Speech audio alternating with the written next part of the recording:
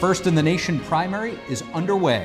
And we're tracking all the information you'll need to know right here on The Nation Decides.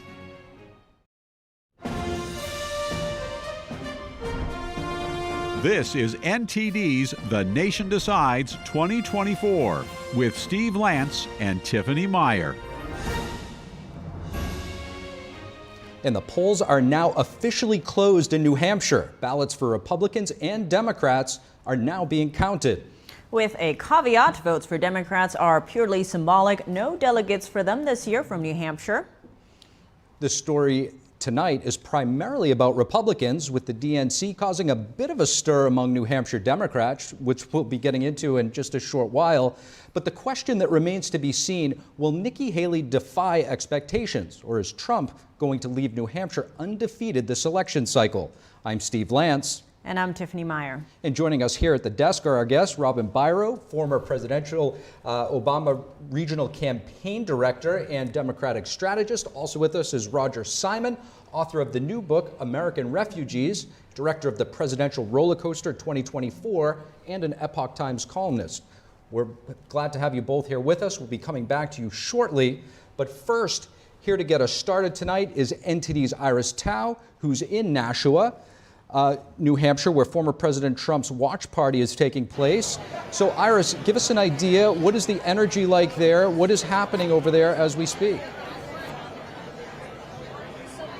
Good evening to both of you. As you can see right behind me, actually the crowd is getting bigger and bigger and the music is playing as all of us wait for President Trump to arrive at his own watch party by his campaign here in Nashua, New Hampshire, where he's going to set to address supporters after results become more clear. We know that tonight is a big night for President Trump, especially as if he wins this primary in New Hampshire, he's going to be in a historically strong position for the nomination. In history, no non-incumbent candidate has ever won the Iowa caucus and a New Hampshire primary without winning the nomination. So tonight is a very decisive night as Trump vies for that nomination in the GOP. Meanwhile, he told me last night that he's expecting to win by big margins here, a lot over Nikki Haley, and also told me that it's up to Nikki Haley whether or not she wants to drop out. And actually just moments ago, he posted on Truth Social disputing Nikki Haley's claim that she's the better one here to beat President Joe Biden. Trump wrote in all caps that, quote, he got much better poll numbers against Biden than Nikki Haley, not even close. And just minutes ago, he also wrote that we're doing really well despite all of the Biden votes going for Haley. We know that Trump today actually said that it's a wild card factor where actually here independent and undeclared voters can actually vote in the GOP primary, unlike in Iowa. But that factor, a lot of the Trump surrogates were telling me that is actually showing more in Trump's favor. Some surrogates, including Carrie Lake and Vivek Ramaswamy, just told me right here at the watch party that they're seeing, according to exit polls, they're seeing a lot of the more moderate and even independent voters voting for Trump. And they say that that's an indication of Trump's potential victory in November. So a lot to watch for tonight as we wait for more results to come in this primary that Trump surrogates say would resemble a lot what's going to come in November. Back to you. Thank you so much, Iris Tao, with a live report on the ground at the Trump watch party. We'll be coming back to you shortly. And we've also got NTD's Chris Beers in the state. He's at the Dean Phillips watch party in Manchester, New Hampshire. Chris, how's the energy over there where you are? Hey guys, it's picking up here. The music is picking up. Everyone's getting excited. It's a very different kind of place. You know, the space here is about 20 feet by 100 feet. The number of press actually rivals the number of people in the crowd. You know, Dean Phillips is a candidate who's polling in about the single digits nationwide. He's in the teens here in New Hampshire. And of course, we'll have lots of updates about his campaign throughout the night. But first, I want to talk about the conflict between the Democratic National Committee and the state of New Hampshire. Basically, the DNC wants South Carolina to be the first primary state in the country. But the state of New Hampshire has it written into its own law that it should be the first primary state in the country. So what this means is that Joe Biden will not be on the ballot here, and that voters voting in the Democratic primary their vote will not be counted. This has led, obviously, to a lot of conflict.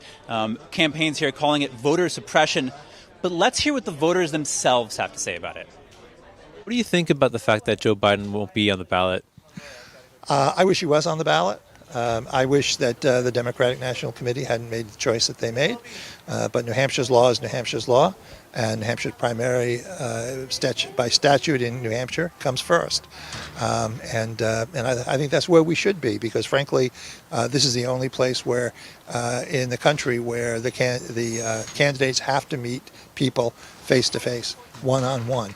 I mean, I think you've even seen that more so with Donald Trump, who traditionally has had large venue events, and now that he has a two-person race, I think he's gone to smaller venues. Didn't like it at all. Felt disrespected.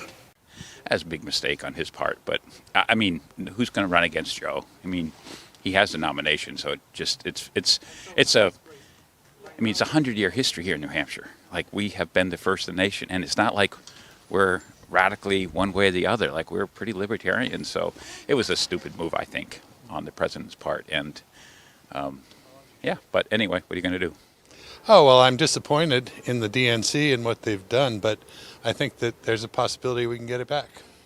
I can understand why they decided to respect the decision that New Hampshire was no longer number one, but we certainly are not representative of the United States in terms of population and demographics, and I think there probably are other states that are better representatives. I mean, I understand why he was why he went with South Carolina and all that. I think I understand, but again, it's a sense that like New Hampshire isn't important because he didn't, he thought that South Carolina was going to be the first in the nation. So if that's what counts, that's pretty sad. It's crazy.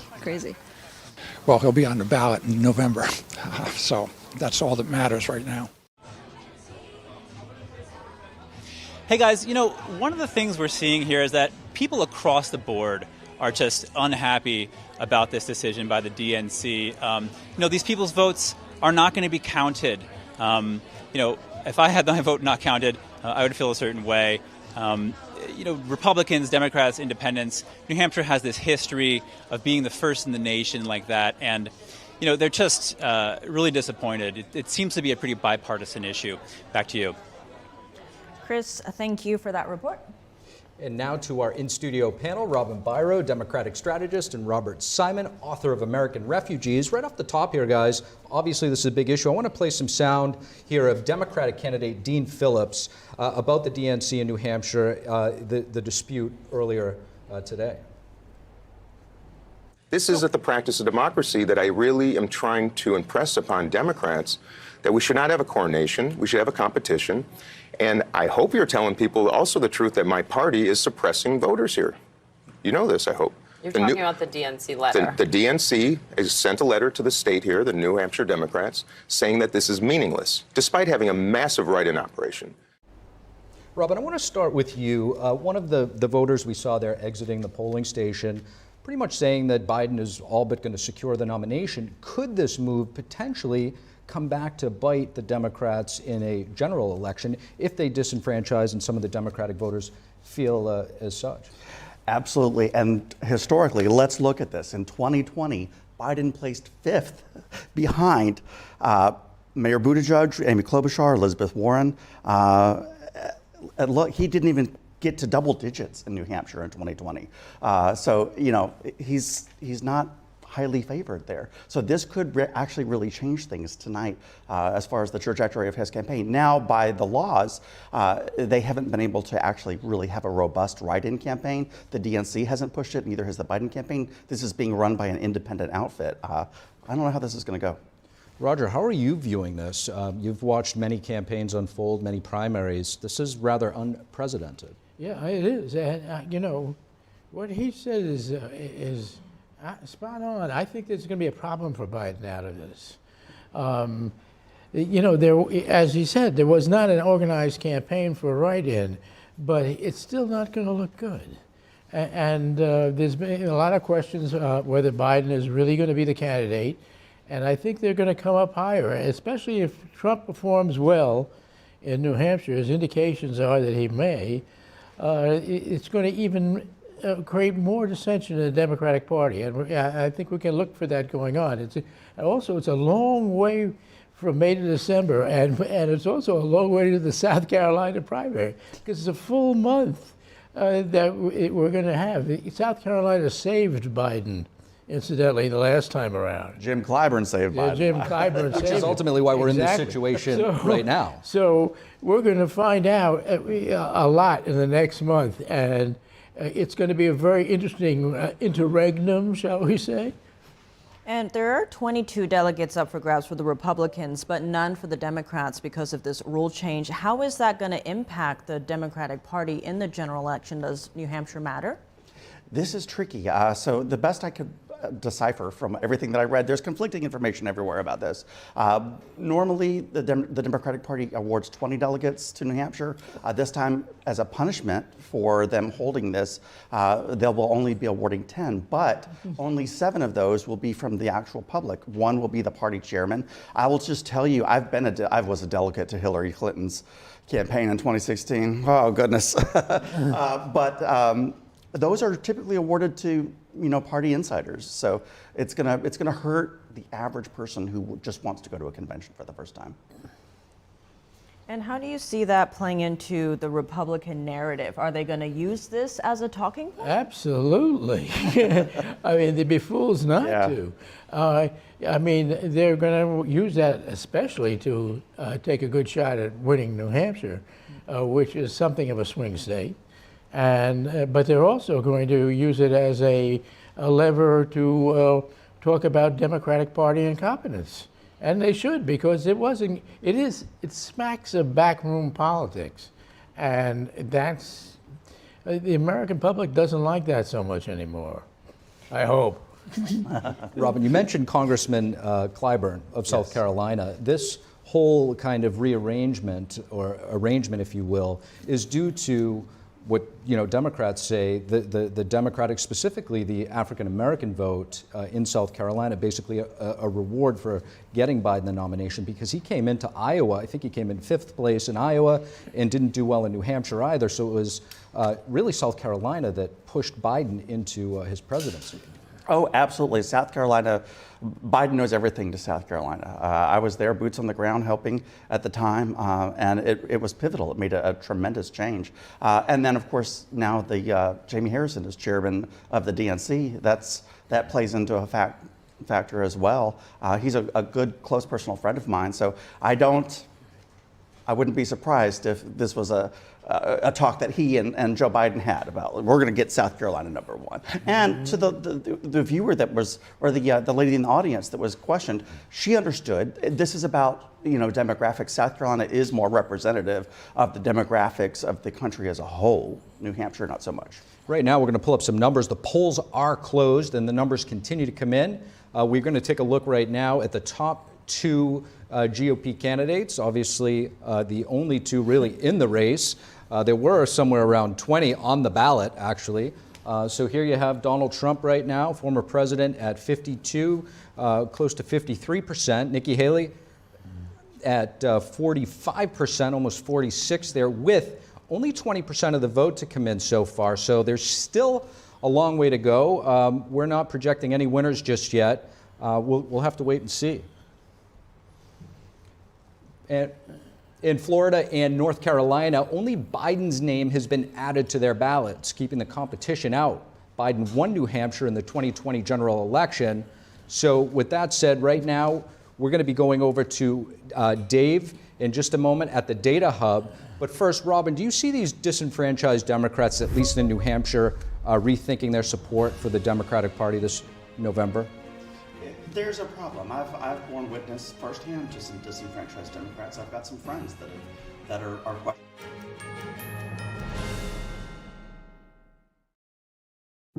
these kids grow so fast. Cherish every little moment you get with them. Tyler, he's 10, and little Daryl, he's 12. Being a single dad, it is hard, really hard. I've been there since day one. I know how it is, not to have nothing. I don't really get paid much. There's been times I went hungry, made sure they ate. There ain't a thing I wouldn't do for them. Millions of our neighbors are facing hunger.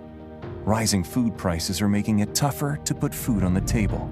Call or go online right now to join Feeding America with your gift of just $19 a month only 63 cents a day. Together, thanks to a nationwide network of food banks, dedicated volunteers, and the monthly support of people like you, we can fill plates with nutritious food for families across America. At least now I know I gotta, help if I need it. 1 in 5 children face hunger in America, and food costs are rising. We are getting closer to the day when no one in America faces hunger, but we can't do it without you. Call or go online now. Visit helpfeedingamerica.org and give $19 a month, just 63 cents a day. 98% of donations go directly to help millions of people facing hunger, from coast to coast and in your own community. And when you use your credit card, you'll receive this exclusive canvas grocery bag to show you're a part of a movement working together to ensure that everyone has the food and resources we all need to thrive. If you're hungry, if they got it, they'll feed you. People just gotta realize, places like this do exist that will help you. Please call now or make your monthly donation at helpfeedingamerica.org. Working together, we can end hunger in America. The tempting online world is encroaching on our campus. Is unplugging cables and confiscating phones the solution to protect our children? No, we just need a clean multimedia platform. Join Ganjing Campus to leverage premium channel features, professional development courses, and kindness event toolkits tailored for teachers. Build a truly positive and interactive classroom community. Foster a pure and delightful learning environment for children. Can't believe you're doing this alone. I've done it before. I remember you threw your back out. How you holding up? Hand me that board. Nothing wrong with getting help. I'm good. I did it when Felicia left. I'll figure it out. I know you will, but you don't have to do it alone. That's all I'm saying. If I promise to look into it, will you drop it and help me build this fence? Now you need my help. It can be a real pain sometimes, you know? Mm-hmm. If you or a veteran you know needs support, don't wait. Reach out. Find resources at va.gov/reach.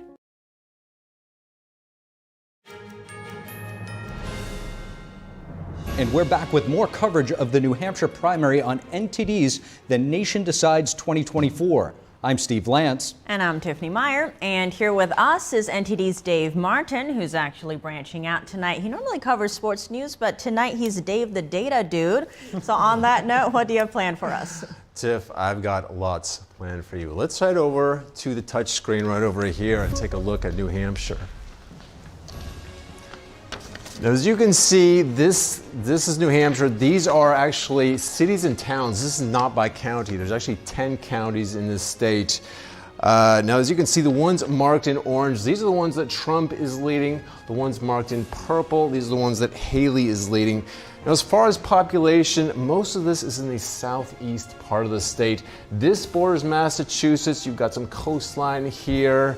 Boston would be right down here. Now, the northern part is the more urban part of the state.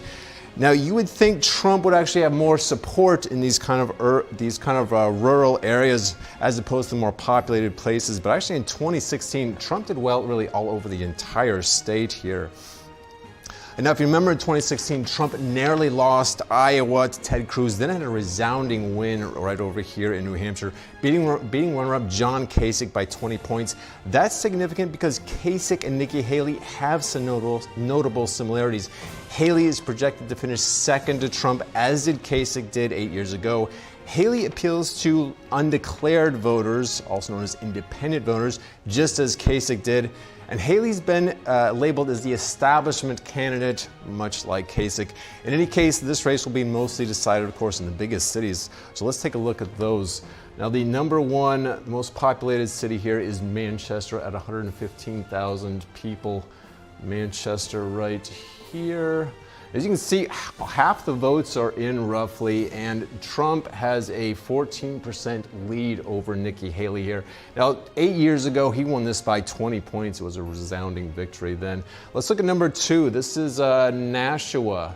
Nashua, 90,000 people in this city. Trump won this one also by 20 points 8 years ago. As you can see right now, boy, he's got a narrow 4.5% lead.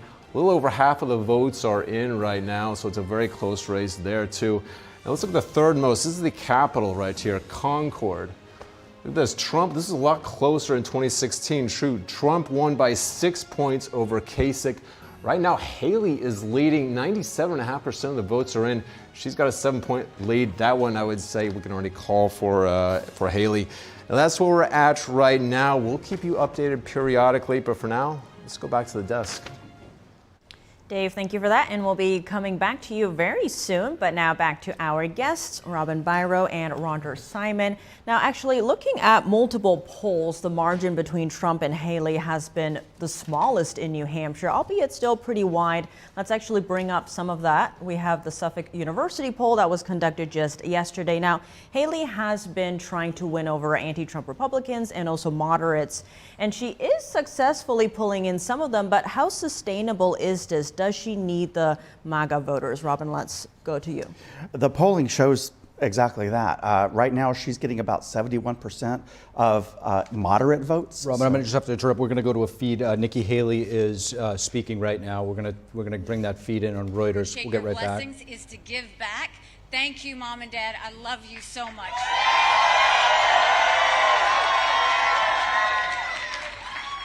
To my siblings, to my in-laws, to everybody back at home, to Vicki for helping me take care of Mom and Dad. Thank you for that. You know, I will tell you, it feels like it's been a lifetime, but it has been almost a year that we've been campaigning in New Hampshire, touching every hand, answering every question, being the last person to leave. And we had the most amazing thing happen is the second that we got the endorsement from Governor Chris Sununu.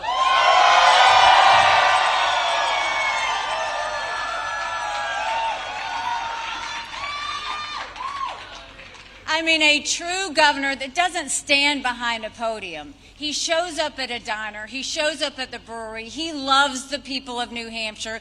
He has been with me every single day at every single event. Chris, I couldn't have done it without you.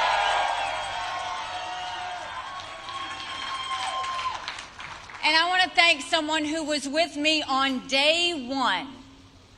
He's a patriot. He's a hardcore conservative.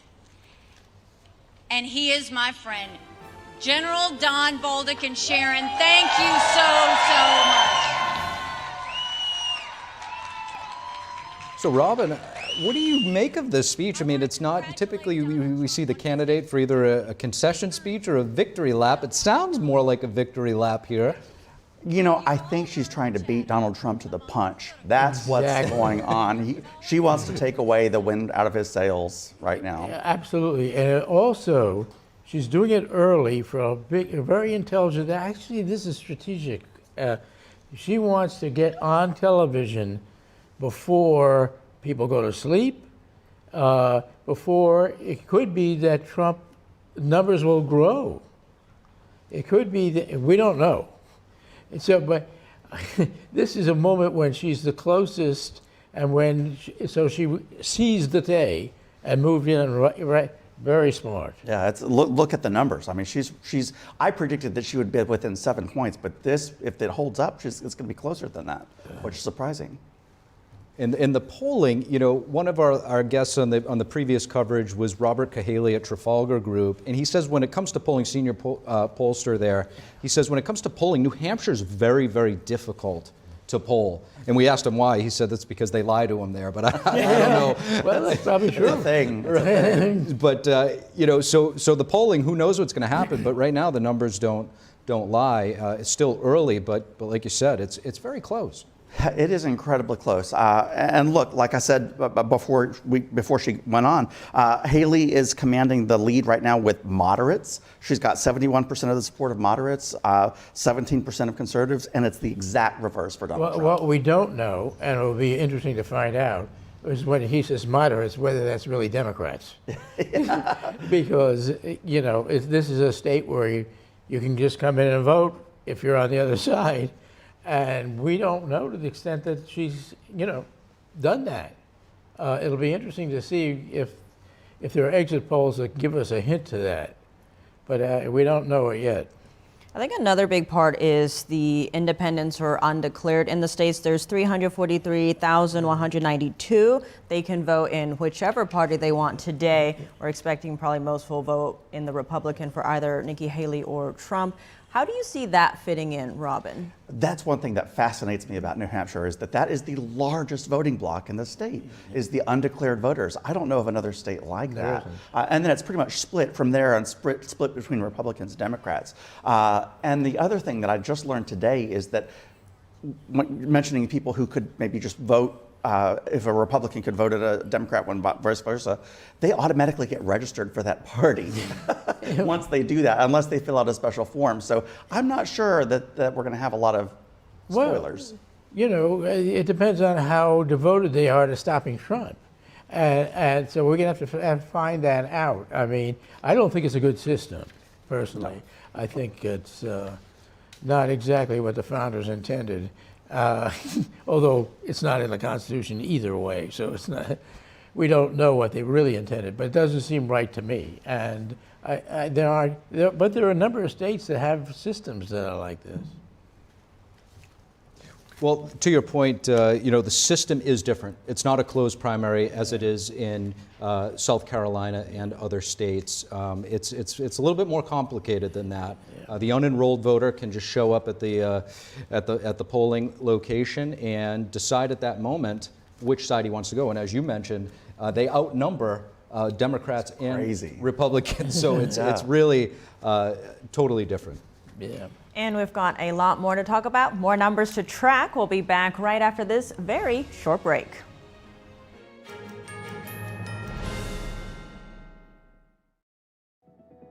Do you feel the bills getting higher and higher every time you check out at the supermarket? Do you feel your monthly discretionary money has decreased, although your income increases yearly? Inflation is eating away at your wealth. Digital wallets and central bank digital currencies are destroying financial privatization. Only gold and silver are constitutional forms of money. Our privacy was to be protected against unlawful search and seizure. Midas Gold Group will help you take control of your finances and protect your wealth and your privacy. Pulling money out of the corrupt banking and investment system is a way to privatize your finances as the elite push us towards digital wallets and central bank digital currency. Protect your wealth with real money. Deal with the best. Midas Gold Group, a proud America First company. MidasGoldGroup.com. Car breakdown is no joke. With parts, labor, and towing, you could be looking at thousands of dollars in bills, darlings. That ain't funny.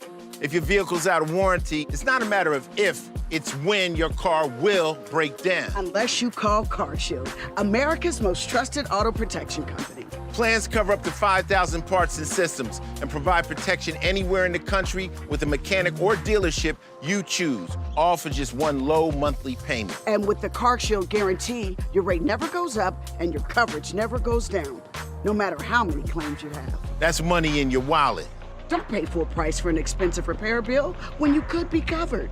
For CarShield administrators to save us over $1,000, that's money that I could take and plan my next vacation. CarShield helped me save over $3,600. Plans through CarShield can protect most major parts and systems in your car, including the engine, transmission, entertainment system, computers, electronics, and more. For dollars a day, your plan could save you thousands the next time your car needs a repair. The stressful situation that we thought we were going to have was not there. CarShield administrators took care of everything for us. If our car breaks down, CarShield administrators have our back.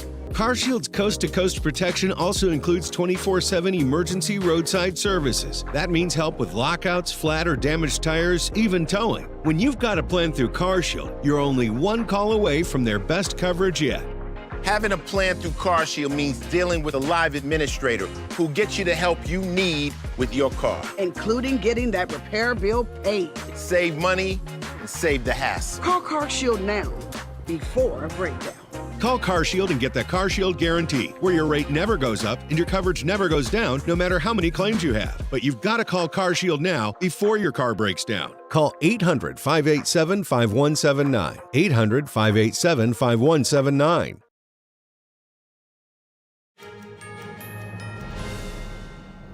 And welcome back. I'm Steve Lance. And I'm Tiffany Meier. Now, before we check in on our reporter in New Hampshire here at the desk, we've got new guests, Mayor Christine Serrano-Glasner of Mendon Borough, New Jersey, as well as a U.S. Senate candidate in the state. And we also have Lieutenant Stephen Rogers, former Republican campaign advisor and former New Jersey gubernatorial candidate, or Captain America, as we call him.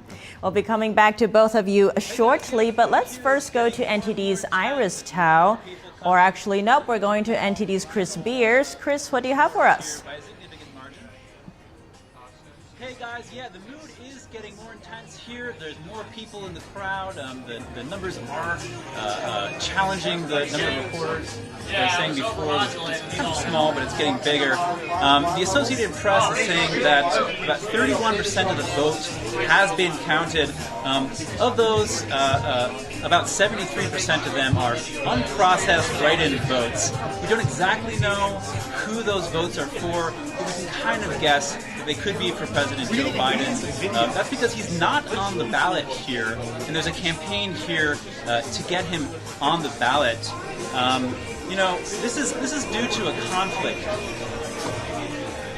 Yeah, and this is due to a conflict between the DNC and New Hampshire that he's not on the ballot. That I mentioned a little bit earlier. You know, more than half of the country is not enthusiastic about a Trump-Biden rematch. But let's just see what voters have to say about it here in the ground in New Hampshire. Back to you guys. All right, Chris, thank you for that. And now back to our panel, Mayor Christine Serrano-Glasner and Lieutenant Stephen Rogers. Thank you both for coming. Christine, Trump is swimming in endorsements right now. I want to play a clip of some former candidates who've essentially said, if you can't beat him, join him.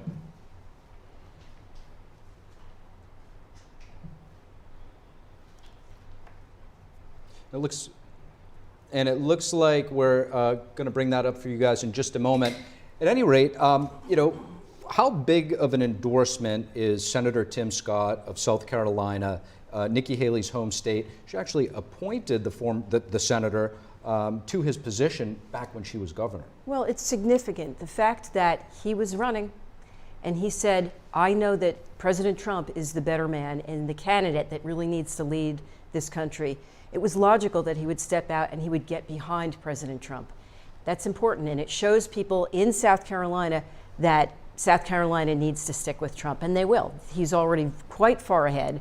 I think he's, I think it's 50 to 30, something like that in South Carolina right now. And that is exactly where it's going to go. And it's going to go for Trump. And thank you to Tim Scott for, you know, lending his endorsement. Lieutenant, it wasn't just the senator. At one of the rallies over the weekend in New Hampshire, the former president brought in a plane load of South Carolina members of Congress, the governor, and others. How big of a blow do you think this is to Nikki Haley, considering they all come from her home state? Steve, the biggest endorsement Donald Trump received is from the American people. The American people are behind him on his left side and his right side and in front of him leading the charge. We saw that happen in Iowa. We're seeing it happen tonight in New Hampshire, and we're going to see it sweep across the country. The American people have endorsed Donald Trump to be the next president of the United States. Nobody could do better than that. On the note of endorsements, another former challenger to President Trump was Vivek Ramaswamy. Now, Trump has actually said that he could be getting a cabinet position potentially. Now, part of what made Ramaswamy a unique candidate was how he was reaching out to the younger voters. He even got some flack for using TikTok, especially as every candidate seemed to want to out-hawk, China-hawk each other. But how beneficial could Ramaswamy be to Trump in this race if he potentially becomes VP? He definitely brings a younger voter, absolutely. With his tech background, and younger voters really have been paying attention to social media and TikTok, and that's where we need to reach out to them. He was very popular. He was rambunctious, and he had a lot to say, but he certainly was popular, and he took his percentage of the vote, and he knew the right thing to do. He was always in favor of President Trump. You could see that in the debates. He was very forward and honest about his approval of what President Trump has done, and it's important that he's on board now. And it's going to show. It's going to show with the younger voters. And expanding on that, Lieutenant, what made Ramaswamy's campaign, what did he do right? Because even Trump said in the Iowa caucus he went from 0 to 8% of the Iowa caucus vote. What did Ramaswamy do right? Christine just nailed it. He reached out to young people. He spoke their language. He talked to them. I wasn't necessarily in favor of the guy, but I got to tell you something. He was exciting to watch and to see. And I'm not a young guy anymore. Think about that one. Well, there's another one now. Florida Governor Ron DeSantis, who just dropped out a few days before this race. Now, what are we going to see in terms of him? Did he potentially hurt his 2028 race by joining this race? What are your thoughts on that? Or did he get out just in time? Well, or should he have gotten out before? He tried, but look, he just never got past the starting mark. He really didn't, and it was very disappointing. The right thing for him to do was to get behind President Trump. Had he done it sooner, I think it would have benefited him more. He just could not capture the voters. President Trump, fortunately, has done the right thing. He's been so gracious. If you notice, he's really changed his tone. And I hope people are paying attention to that, because that's the one thing that people used to say that were not in favor of him. They didn't like the things that he would say or he would tweet. All of that has really changed. And so his relationship will be repaired with Governor DeSantis. Governor DeSantis did the right thing. And, we'll have to see what happens in the future for his career. We're going to continue this great discussion in just a moment. Right now, we're going to go for a live report from NTD's Iris Tao, who was at the Trump watch party in New Hampshire. Iris, as the numbers start to come in, what are you hearing and what is the vibe like right now where you are? Good evening to all of you, and as you can see right now at this watch party, the crowd is getting bigger, and we actually just heard cheers from the crowd moments ago as media projections came in about Trump's projected victory here in New Hampshire. And as the crowd cheered, we also saw former President Trump posting on Truth Social saying Nikki Haley said she had to win in the New Hampshire, but she didn't. Meanwhile, Nikki Haley actually in her speech just now congratulated Trump on doing a good job, and also, but she insisted that she's not dropping out, saying this race is far from over and that she looks forward to her home state winning in South Carolina, which is primary is on February 24th. So a lot happening in the just last few minutes here. And of course, we also have been going to a lot of Trump rallies here in New Hampshire in the days leading up to this primary. And we talked to their supporters about what they care about the most and why they're voting for President Trump. Let's hear some of what they have to say to us. Watch. And what is one issue that matters to you the most in a 2024 election? The border. The border. For sure. They need to get that border closed so that we can get things back the way they're supposed to be here. We can't afford to support the whole world. And immigration, get that under control.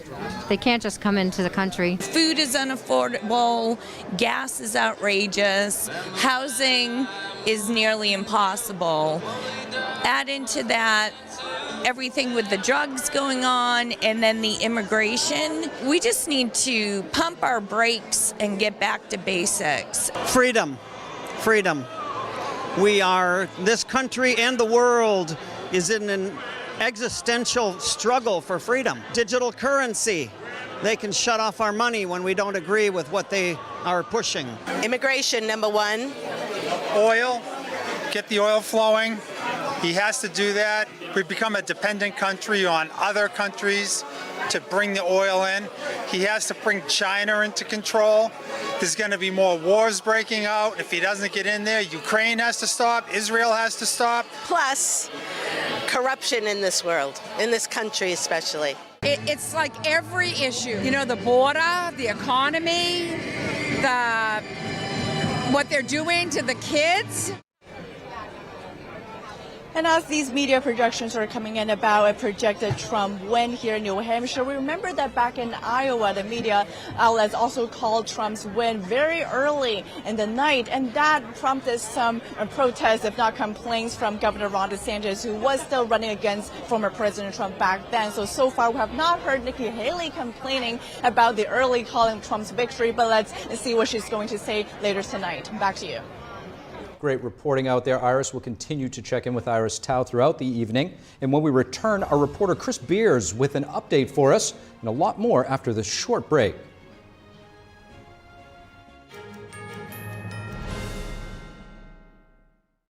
be screwed by lesser spine institutes who bait you with minimally invasive procedures. Then switch to screws, rods, disc replacements, and hardware. At Bonati, no metal hardware fusions are ever used. Bonati invented the precise tools necessary to minimize surgery, scarring, anesthesia, and recovery. So successful are the Bonati spine procedures, they consistently reflect 98.75% patient satisfaction. Over half our patients have suffered from failed back and neck surgeries at other facilities. Bonati succeeds where others fail.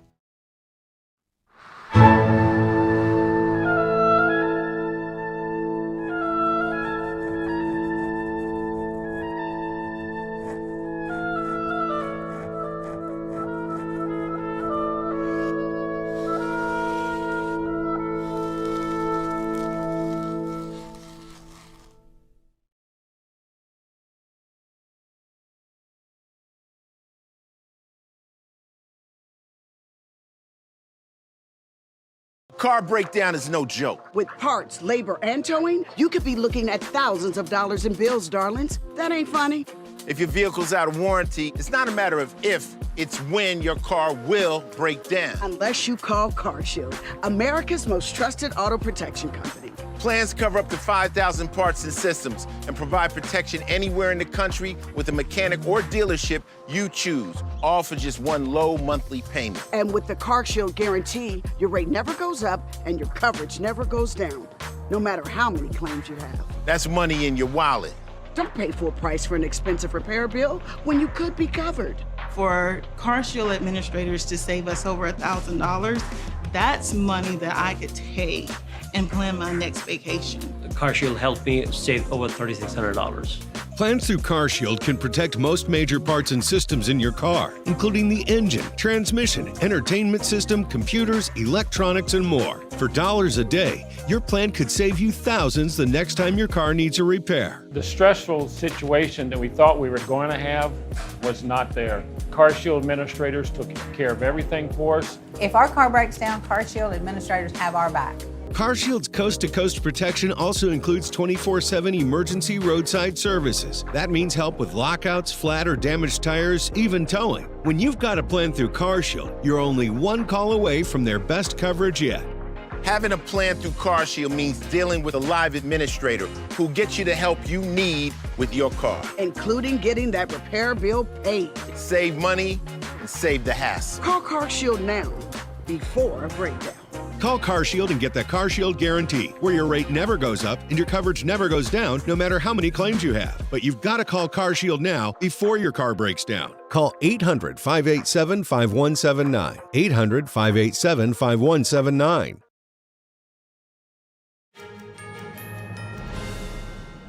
And welcome back to our special live coverage of the First in the Nation primary. I'm Steve Lance. And I'm Tiffany Meier. We've got Chris Beers connecting with us right now. Chris, what's going on out there? Give us an update. Hey guys, yeah, it's getting exciting here. The crowd is getting bigger, and Dean Phillips is just beginning to speak. We're expecting to hear a lot from him tonight. We'll be able to report to you what he said earlier, what he said later on tonight. This race comes at a time when most Americans, the majority of Americans, do not want to see a former President Trump, President Biden rematch. But, let's hear what voters have to say about 4 more years of President Biden. 4 more years of President Joe Biden. What do you think about that? I think he needs to have some strong people around him. I'm not happy about either Biden or Trump. I hope Nikki wins, but that will take an act of God, which that's happened before. Sure. And why aren't you happy about that? The divisiveness. Both candidates are super divisive and could really use somebody who can work across the aisles and who's younger. Like, let's face it, everybody knows 80-year-old guys are. I mean, I'm 60 and I don't feel like I have full capacity. So 80, they shouldn't be at the helm. I don't want to face that either, but I think Nikki Haley would do a good job. Not very enthusiastic. I mean, he hasn't seemed to do anything one way or another. So, 4 more years of not much doesn't sound good to me. I think it's the safest option. I can live with that. Yeah, I think that he actually has done some major accomplishments that we're not feeling yet. I think his age is a factor. I think he's done his best. I don't envy anybody that job. I'd rather have somebody like, somebody younger, somebody like Jason Crow or something like that, who's not connected to any.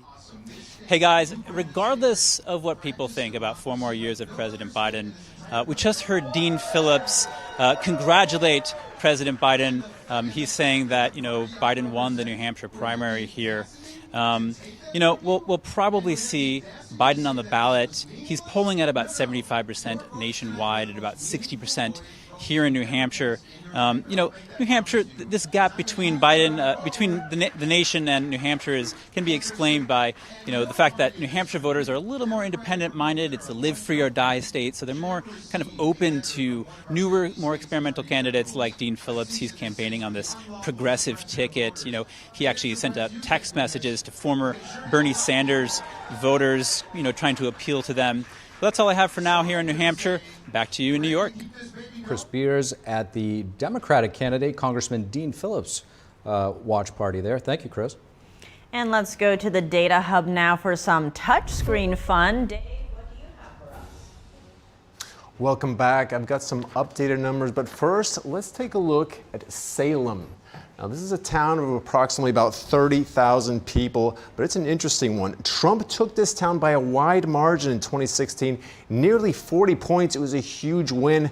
But Salem is also notable because Governor Sununu is from there. In fact, his whole political family is from there as well. But he's endorsed Haley. I mean, she's had him on her campaign trail in New Hampshire. The question is, will it make a difference? Unfortunately, we don't have the data in yet, but this is something we will keep an eye on for sure. Let's take a look at those most populous cities again, starting with Manchester. This is 115,000. Now, Trump, he won this by 20 points 8 years ago. He's got a 15-point lead there right now over Nikki Haley. A little over half of the votes are in, so this is somewhat the same anyway as 8 years ago. Let's take a look at another one. This is Nashua, 90,000, second most populous city in New Hampshire. Sorry, that's Wyndham. Let's look at Nashua instead. This is Nashua right there. There we go. Nashua, 70% of the votes are in approximately. Trump has a 7-point lead over Haley right there. That's another big race to be following. And let's also look at Concord, the capital. Haley has a 7-point lead. This one, Trump actually took this one 8 years ago over Kasich. He won it by 6 points. It was a pretty slim margin there, but this one's 98% of the votes are in, so it looks pretty definitive. That's actually where we're at now. We'll continue to keep you updated periodically, but for now, let's go back to the desk. And Dave, thank you for that update. And back now to our guest, Christine Serrano-Glasner, Mayor of Mendham Borough, New Jersey, as well as U.S. Senate candidate and Lieutenant Stephen Rogers. Thank you both for joining us here. Right now we're seeing, Christine, this post-Iowa caucus torrent of endorsements that we were talking about for Trump, mainly about killing potential Nikki Haley momentum in New Hampshire. How significant do you think these endorsements will ultimately be? And folks like Senator Marco Rubio, obviously in Trump's camp, waited until a certain point in time. What type of strategy do you see behind that? Well, for New Hampshire, obviously, the early endorsements, I think, have made a huge difference. And this is why he's winning New Hampshire. This is why he's going to win New Hampshire. Nikki Haley did have Governor Sununu, but a governor in their own state is not always as popular as people think they are. They don't always bring voters to the table, and I think that's going to be the case tonight. Very interesting little fact, Donald Trump will be the first person in history to win New Hampshire 3 times. First person. I mean, that's incredible, right? And that says something about where the people are, where the American people are right now, and what they're looking for their future. I want to touch on that aspect of voter turnout. You just mentioned Trump's history right there, right? Now, we have a poll from USA Today and Suffolk University that found 44% of GOP primary voters were, quote, very enthusiastic about Trump. feeding into the turnout that you just mentioned. Only 18% of Democratic primary voters said the same about Biden. How do you see that playing out in terms of not just this election, but the general election? There's no doubt in my mind that because of what we've gone through under the Biden administration, that independents, Democrat conservatives, and obviously Republicans are going to go all for a Republican candidate. In this case, it'll be Donald Trump. And the down ballots, very important. You're talking about the Senate, you're talking about the Congress. Look, when I was on this broadcast during the Iowa debate, I believe, and I'll repeat what I said before, the American people want stability. They want to know they can wake up in the morning and have a stable government. When Donald Trump gave that speech after the Iowa victory, it was one of the greatest speeches he made. He was talking unity. He was bringing people together. If he stays on that theme, as Christine said earlier, you're going to see lots of Democrats defecting and going Republican. Right now, why don't we pull up the top two GOP candidates, obviously Donald Trump and Nikki Haley, and take a look at the numbers as they continue to come in. Looks like there's 31% of the vote in right now. Not moving too much here. Still about an 8-point spread, give or take. And, is this to be expected, Meier? Well, Donald Trump won with 18% of the vote in 2016. I think it's highly possible he could break that this time. I mean, we have to wait and see what happens with the votes coming in, but I think it's possible. And I think that this is just an example of what Steve said. People are looking for something different. They want to know that they have a future for their children, for their grandchildren. And right now with this current administration, there's been no plan. Really, everything, they have passed legislation after legislation. They have increased the deficit, and they have been on a spending spree. But there's no plan behind any of that. People are looking for security. They're looking for safety, and they're looking for a future. And so this is a result of that. That's what you're seeing right now in New Hampshire. Lieutenant Rogers, if things stay as they are now with Trump up by about 8 points, do you think this will ultimately be enough for Nikki Haley to concede and endorse former President Trump? In my mind, it is. I mean, when we saw the a massive victory he had in Iowa, we're going to see a victory tonight for the good of the country. These politicians make me laugh. I'm running for the good of the country. Well, if Nikki Haley wants to do what's good for the country, in my view, after tonight, I think it's time to hang it up and get with the American people, get with them. Let's get President Trump reelected. And on that note, we have a lot more coming up, an on-the-ground update that you don't want to miss, so don't go away. We'll be coming back really soon.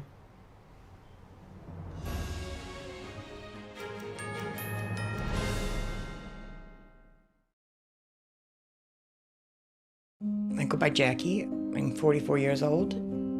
I had 3 kids at the time and single mother. I was working 60 hours a week, still couldn't pay the bills. I'd skip meals so that they could eat. It's been hard because one thing falls into place, 10 things fall out of place. I just can't do this alone and make it work. 1 in 5 children face hunger in America, and food costs are rising. But everyone needs nourishing food to thrive. And they can when we work together so our neighbors can feed their families. Call or go online right now to join Feeding America with your gift of just $19 a month, only 63 cents a day. Together, thanks to a nationwide network of food banks, dedicated volunteers, and the monthly support of people like you, we can fill plates with nutritious food for families across America. One day my mother came over to my house and said, "There's a meeting at the pantry." I said, "Okay." And I went. There were some ladies in there. They were from the food bank. They asked several questions. Some of those were about me and my story, but it helped me to open up a little bit. We're getting closer to the day when no one in America faces hunger, but we can't do it without you. Call or go online now. Visit helpfeedingamerica.org and give $19 a month, just 63 cents a day. 98% of donations go directly to help millions of people facing hunger, from coast to coast and in your own community. And when you give by credit card, we'll send you this exclusive canvas grocery bag to show you are a part of a movement of supporters working together to help end hunger. I have people that I can trust. I have hope. Please call now or make your monthly donation at helpfeedingamerica.org. Working together, we can end hunger in America. Are you ready to help your family get prepared for the unexpected? Everyone in? Here we go! Ladybug and Cat Noir know how important it is to be ready. Because you never know when Hawkmoth is going to strike, or a disaster will hit.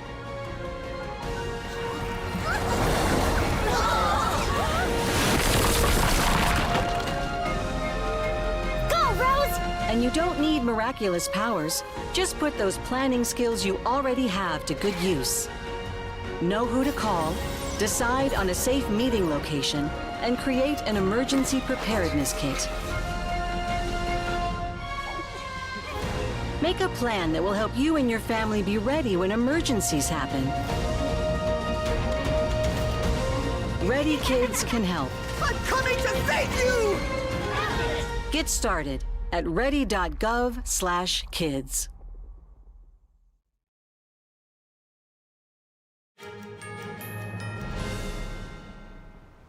And we're back on The Nation Decides 2024. Right now, let's check in with NTD's Iris Tao, who's in New Hampshire at the Trump Watch Party. Okay, Iris, we'll be checking in with her shortly, but right now we'll go back to our panel, Lieutenant Rogers, Robin Byro.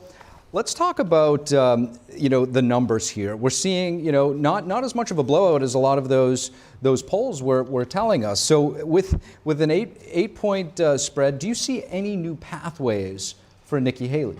This is so tough. And look, I grew up in South Carolina. She was my governor for a number of years, and it kind of breaks my heart. I'm a true blue Democrat, but it breaks my heart that she's heading into South Carolina down for the count. I don't think she's going to win the Palmetto State. So I'm hoping, like I said earlier in the show, I think it'll be about 7 points. This is about the best she can hope to do here. I think her best bet is to see how long the money lasts and ride it out to see what the courts do. And Lieutenant, what do you make of the difference that we're seeing? The numbers are much closer tonight than what the polls have been saying. What do you attribute to that fact? I never trust polls. Never trust them. There's your answer. Never again. Right, Brian. But look at whether it's 1 point or 7 points, a win is a win, and that's what counts at the end of the day. She ran a good campaign. Like I said earlier, this may be time to say, let's join the team. Let's get on the team and beat the Democrats. Now, Trump has stuck to his no debate strategy. Now, if he does keep at it, do you see this hurting him if Haley starts challenging him to do those one-on-ones?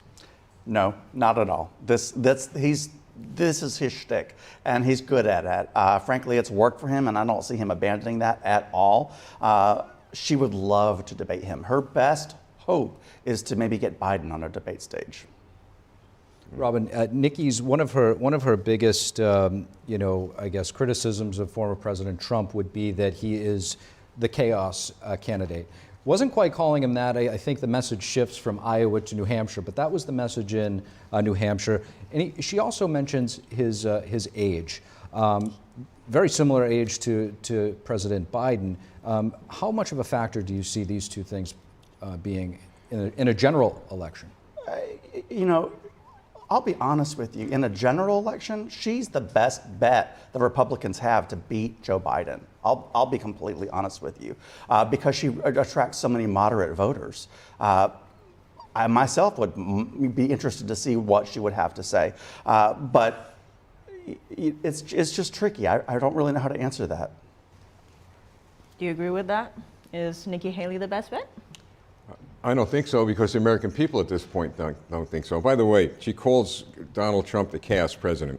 The president who has created chaos from coast to coast and from north to south is Joe Biden. That's the individual who's caused chaos.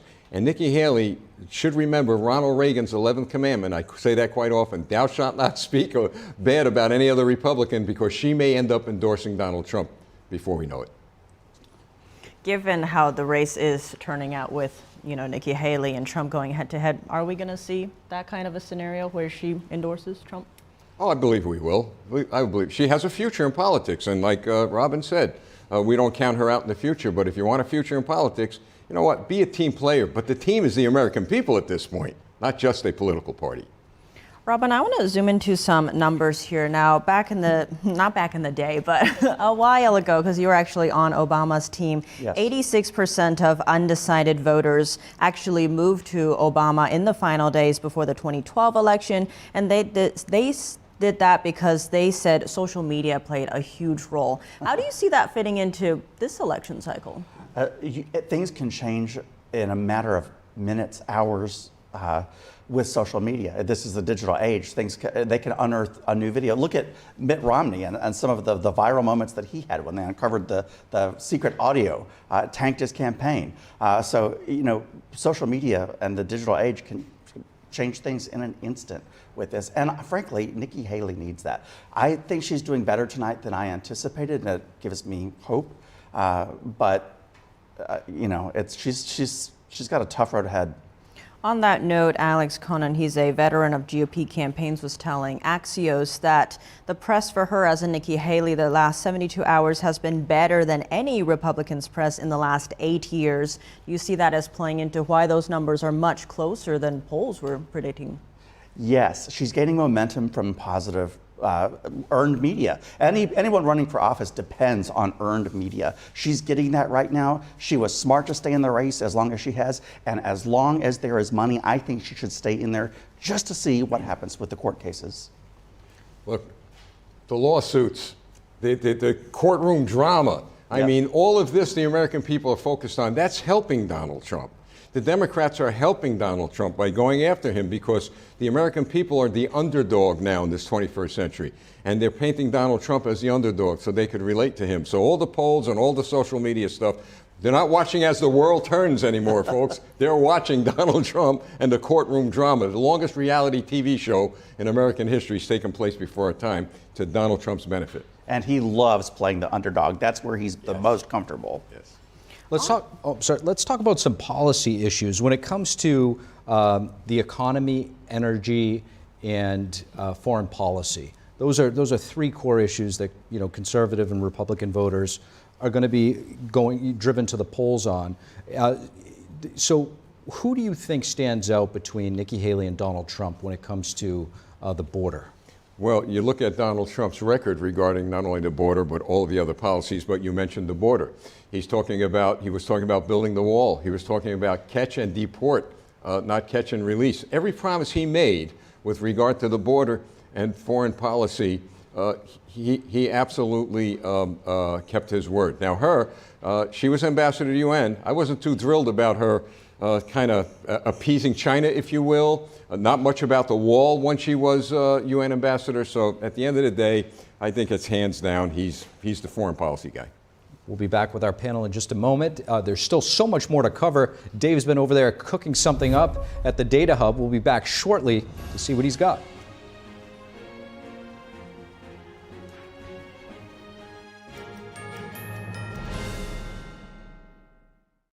Car breakdown is no joke. With parts, labor, and towing, you could be looking at thousands of dollars in bills, darlings. That ain't funny.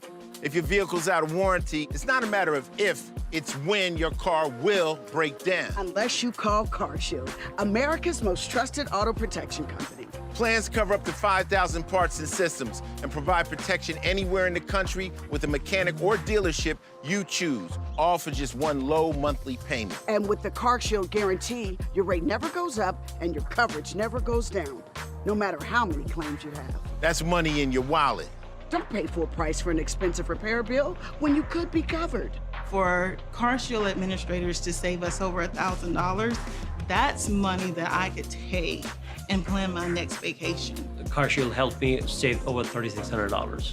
Plans through CarShield can protect most major parts and systems in your car, including the engine, transmission, entertainment system, computers, electronics, and more. For dollars a day, your plan could save you thousands the next time your car needs a repair. The stressful situation that we thought we were going to have was not there. CarShield administrators took care of everything for us. If our car breaks down, CarShield administrators have our back.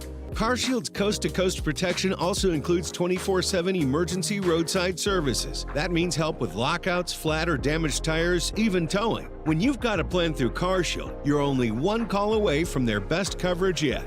Having a plan through CarShield means dealing with a live administrator who gets you the help you need with your car. Including getting that repair bill paid. Save money and save the hassle. Call CarShield now, before a breakdown.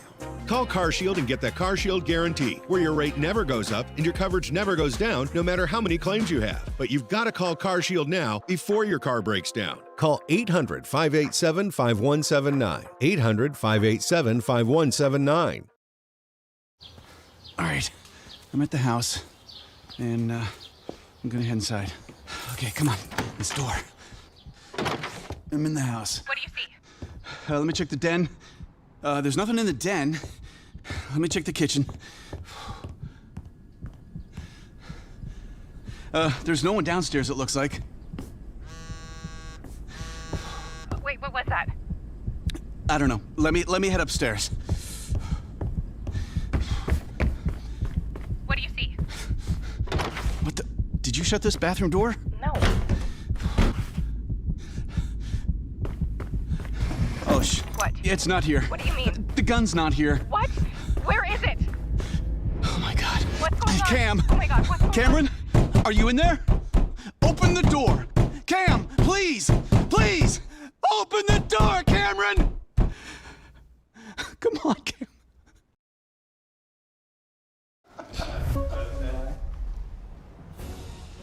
Welcome back. We're going now to Dave Martin at the Data Hub. Now, this is NTD's special live coverage of the Nation Decides 2024 New Hampshire primary night. Now, Dave, how is Nikki Haley doing in terms of the moderate to liberal voters? Yeah, that's a good question. Let's take a look at a Suffolk University poll for the New Hampshire primary, if we can bring that up now, guys. This poll found that Haley has a lot of support from moderate and liberal voters. I mean, that's 72% among liberals, 67% among moderates. She also did better with undeclared voters as well. Now, Trump didn't score well with that group, but he scored very well among all voters, 57% to 38% for Haley. So that seemed pretty decisive anyway, but a little bit different than what we're seeing now. And how is Haley doing in terms of the college towns? Yeah, well, let's look at maybe the most notable one. This is Hanover, site of Dartmouth University. Look at this, 86% for Nikki Haley right here. That's quite a number there. Now, granted, there's only like less than 2,000 votes here, but this is 95% of them done. This is a huge margin for Haley. That's notable because most college towns are more towards moderate voters, and this definitely speaks of it right here. All right, well, Dave, thank you for that. And Steve, back to you on the desk. Nice job, guys, and crunching those numbers. Let's catch up with Chris Beers, who's at the Dean Phillips watch party. Chris, if you're with us, what's the latest over there? Yeah, hey guys, like I was saying before, Dean Phillips was speaking. I'm just going to recap his speech a little bit. He was started by saying that Joe Biden, is a good man. Earlier he said, congratulating Joe Biden, basically acknowledging that Joe Biden won the state in the New Hampshire primary here. He said that he went from about 7% to 21% here in about 9 hours, really looking at that as a huge win. Again, this is a candidate that's polling in the single digits nationwide. He went into some of the issues that are of interest to his campaign, talking about health insurance, commenting on how so many people are going bankrupt due to high medical costs, critiquing the cost of drugs in the country, talking about 500,000 homeless people in the country.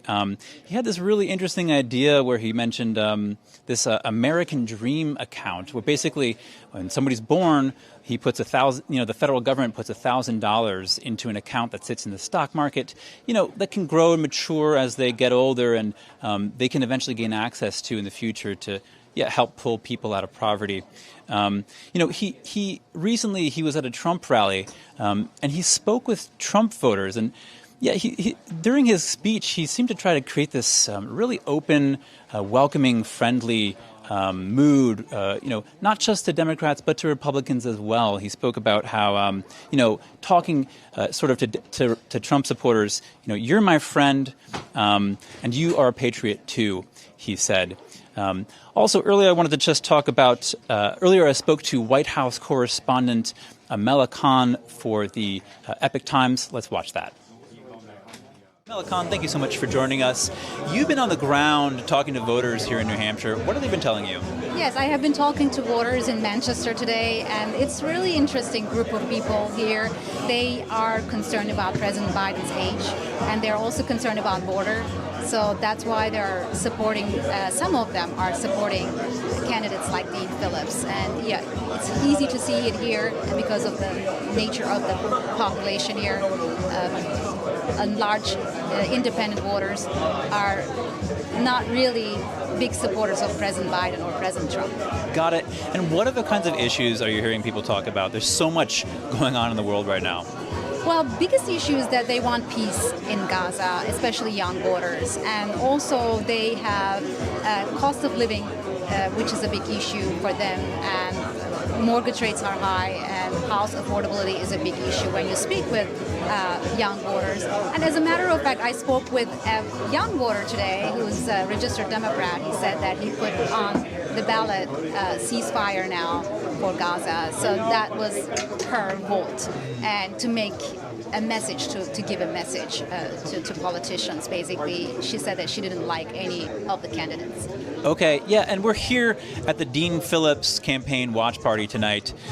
Out there, when you're talking to voters, has anybody mentioned Dean Phillips? He's polling in the single digits nationwide, so I'm just want to get your read on that. Well, this state could be the best hope for Dean Phillips because this state has a lot of independent voters who could support him, and they see him as a young candidate who could challenge President Biden, and that's why they are supporting him. Okay. And, you know, from what I've been hearing about New Hampshire voters is that they kind of make up their mind last minute. They're not early deciders. Have you been hearing any of this kind of back and forth about who to choose here at the last minute in people's minds? Yes, I mean, there are a lot of, people like that. They are confused, and they do emphasize the fact that border is a big issue, and it has actually toppled many issues in the country at the moment, including abortion. Okay. And can you just compare and contrast the electorate of New Hampshire versus Iowa? We just focused so much coverage on Iowa, the whole world. Now we're in New Hampshire, but they're very different places. Yes, and we see a lot of independent voters here, and this is a very crucial state for people like Dean Phillips, and so they want to make the last effort to show that, especially for Dean Phillips, he's the candidate that could challenge Biden, and this is the platform that he could do that. And that was the case for Nikki Haley as well, and we will see tonight the results. All right, thank you so much, Mela Khan. Hey guys, and again, the campaign is really wrapping up its event here. There's no more music. It's getting quiet. Press is going home. Dean Phillips really acknowledged Joe Biden winning the Democratic New Hampshire primary here. Now it's all about Nikki Haley and Donald Trump. Nikki Haley is, the only person to go one-on-one with Donald Trump in the election so far, so it should be pretty interesting. Stay tuned, everyone, and back to you in New York. Things certainly winding down there at the Dean Phillips watch party. Thank you, Chris, and welcome back, Tiff. You seem to be having a lot of fun over at the Data Hub. Thank you. It's good to be back. Dave's a fun guy. What can I say? Absolutely. Turning now to our panel, we have Robin Biro and Lieutenant Rogers. There's been some speculation in this race that Democrats actually want Trump to win the nomination, but Biden's trailing him in multiple swing state polls by 4 points or more. Is it time to put this theory to rest? JP Morgan CEO Jamie Dimon said this not too long ago. I want to get your reaction on the other side, panel.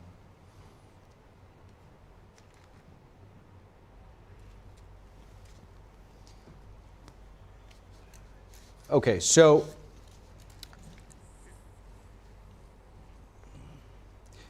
to that point, right now with the way things are unfolding, what do you make of the CEO of JP Morgan's comment? I actually couldn't hear it in my ear, but I already know what he's going to say. And the fact, it's always going to be about... Let me play the shot for you. Okay. Yeah, we'll play the soundbite and get your reaction. I don't think they're voting for Trump because of his family values. Now, if you look, just take a step back, be honest. He was kind of right about NATO, kind of right about immigration. Mm-hmm. He grew the economy quite well. China virus. Tax reform worked. Yeah. He was right about some of China. You should always ask the why. Not like it's a binary thing. You're supporting Trump, you're not supporting Trump. And I think this negative talk about MAGA is going to hurt Biden's election campaign. Are some prominent Democrats coming around for former President Trump?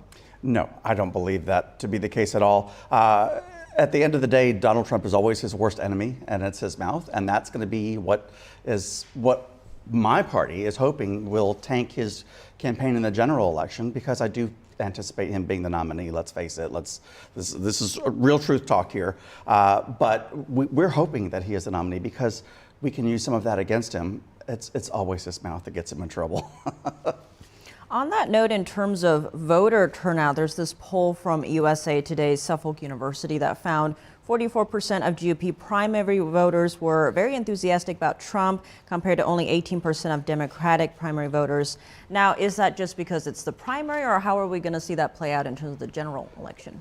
My biggest concern for the general election is the fact that my party, the Democratic Party, has lost a huge amount of support from the black community. And I see that all the time, especially in Metro Atlanta, where I live. The black community is frustrated right now with the Biden administration. It's palpable. I have them complaining to me, thinking that I have something to do with that, and I could get Biden on the line. So it's tough, and we honestly, truth talk here. Former President Trump would be smart to pick a black VP nominee to capitalize on our weakness right now. Why do you think they're frustrated?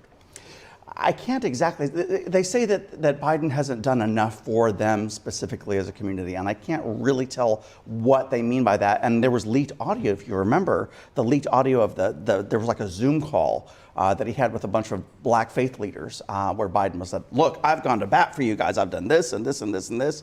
But the general sentiment from the community that I'm hearing, and people complaining to me directly, is that he hasn't done enough for the black community.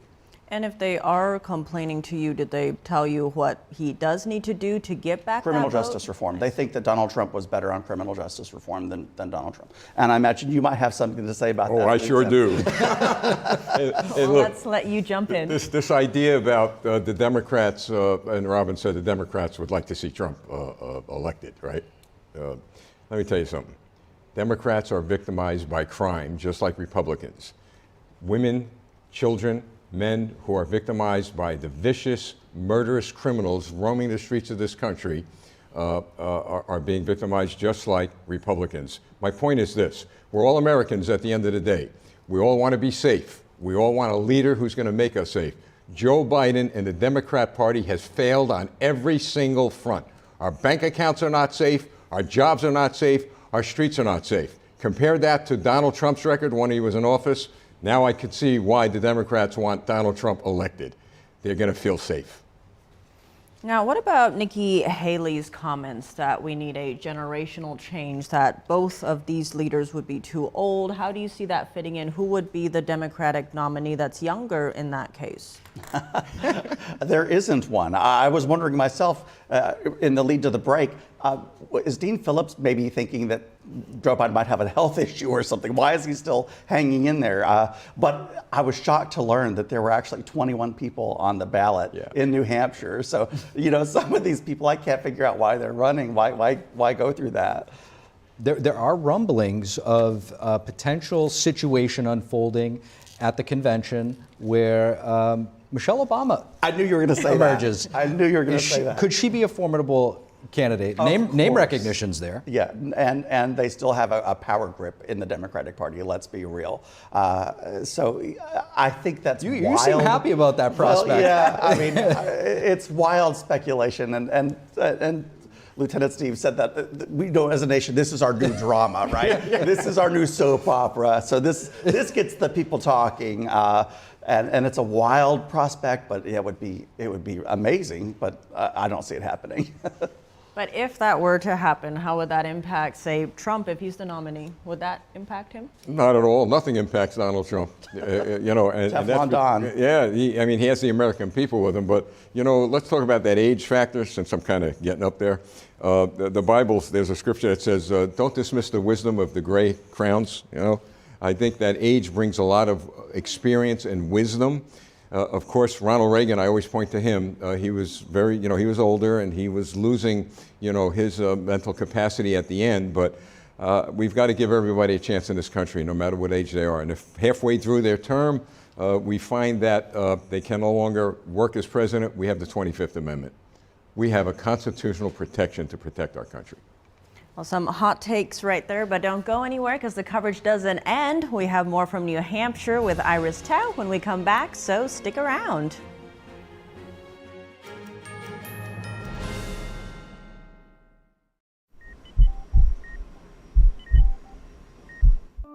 I had a pretty normal mom life. Everything was pretty good, and it was a very happy life. And we just had a new baby. And then all of a sudden, within a day or two, she's on life support and fighting for her life. Then I knew something was pretty wrong. A little less than a week after I came home, I couldn't breathe.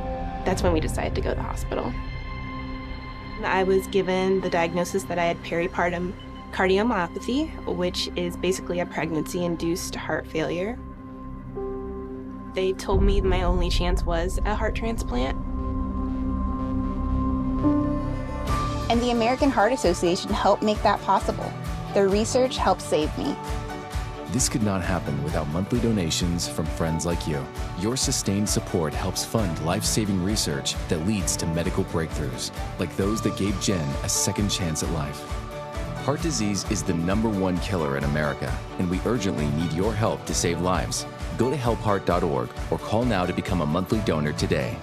Your donation of only $19 a month, just 63 cents a day, will make a difference through prevention, early detection, treatments, and cures that help save lives. I am very thankful for the American Heart Association. I'm grateful for just every day that I get with my children. Please go to helpheart.org or call now with your donation of just $19 a month. Join our community of monthly donors, and you'll get this limited edition t-shirt you could wear to show you're helping save lives. One simple act today can save your life or the life of a loved one. So please, call or go to helpheart.org now to help save lives.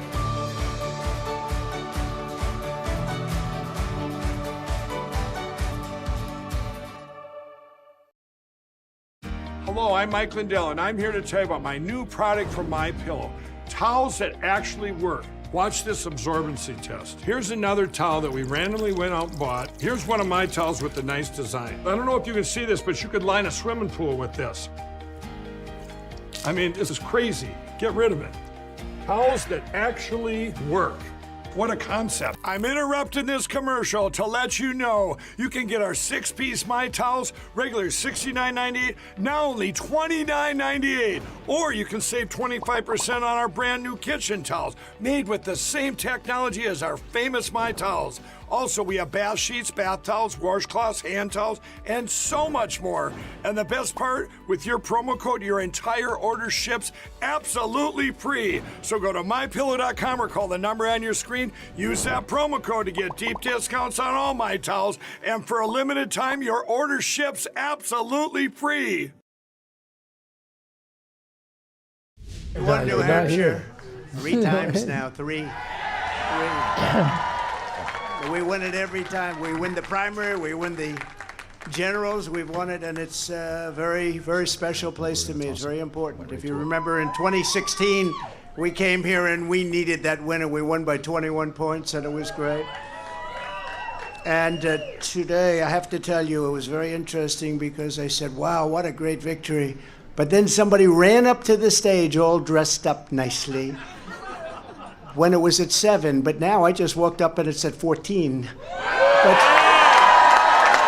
she ran up when it was 7, and you know, we have to do what's good for our party.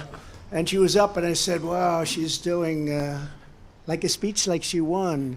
She didn't win, she lost. And you know, a last week we had a little bit of a problem, and if you remember, Ron was very upset because she ran up and she pretended she won Iowa. And I looked around, I said, didn't she come in third? Yeah, she came in third. And then I looked at the polls. She was talking about most winnability, who's going to win, and I had one put up. I don't know if you see it, but I have one put up. We've won almost every single poll in the last 3 months against crooked Joe Biden, almost every poll. And she doesn't win those polls. And she doesn't win those. This is not your typical victory speech, but let's not have somebody take a victory when she had a very bad night. She had a very bad night. And you have the now very unpopular governor of this state. This guy, he's got to be on something. I've never seen anybody with energy. He's like hopscotch. And, I'm watching this guy, and 2 weeks ago he said, we're going to win in the landslide, we're going to win. About 3 days ago he started saying, well, we want to do well. That's a big difference. But I walked out just now, we're 14 points up, and I don't know what it's going to be. But when she was up here, it was like 6 or 7. And, with like 7% of the vote counted. Now, let me just tell you, we had an unbelievable week last week in Iowa. We set a record.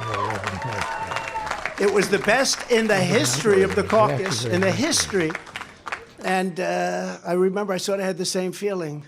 I'm up and I'm watching, and I said, she's taking a victory lap. And we beat her so badly, but Ron beat her also. Ron came in second and he left. She came in third and she's still hanging around. The other thing, she only got 25% of the Republican votes. I don't know if you saw that. Tremendous numbers of independents came out because in this state, because you have a governor that doesn't frankly know what the hell he's doing in this state, in the Republican primary, they accept Democrats to vote. In fact, I think they had 4,000 Democrats before October 6th. They already voted. Now, they're only voting because they want to make me look as bad as possible.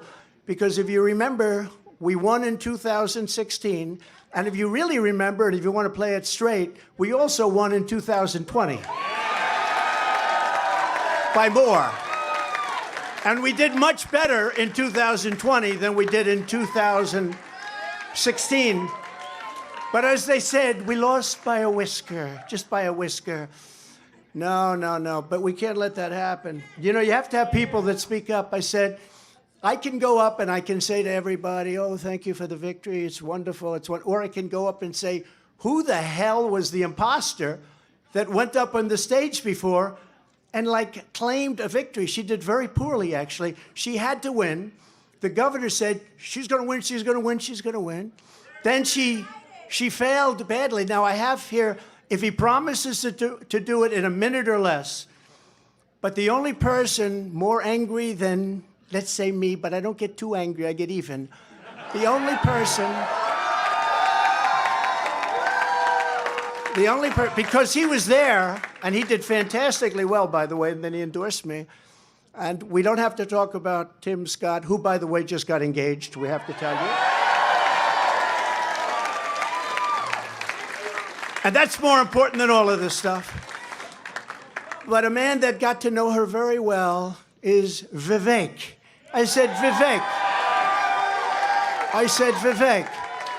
go up and say a few words about it. He has to do it in 1 minute or less, and then we're going to just say, we had one hell of a night tonight. And one other thing, before Vivek comes, do you see that poll? We're going to put it up.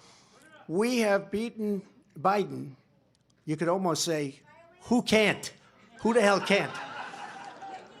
The man can't put two sentences together. He can't find the stairs off a stage. Who can't?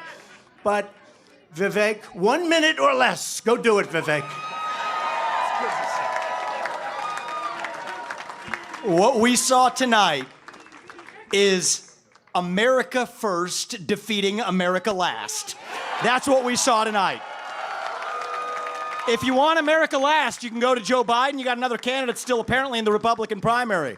Cut your Social Security to fork over more money to Ukraine so some kleptocrat can buy a bigger house. Go to Nikki Haley. But you know who delivered a double-digit victory tonight? It is a double-digit victory as of right now, is this man, Donald J. Trump, the leader of America First. And that means something. Now, USA and Donald Trump, America First. Now, I got 30 seconds left. I want to make this point here, okay?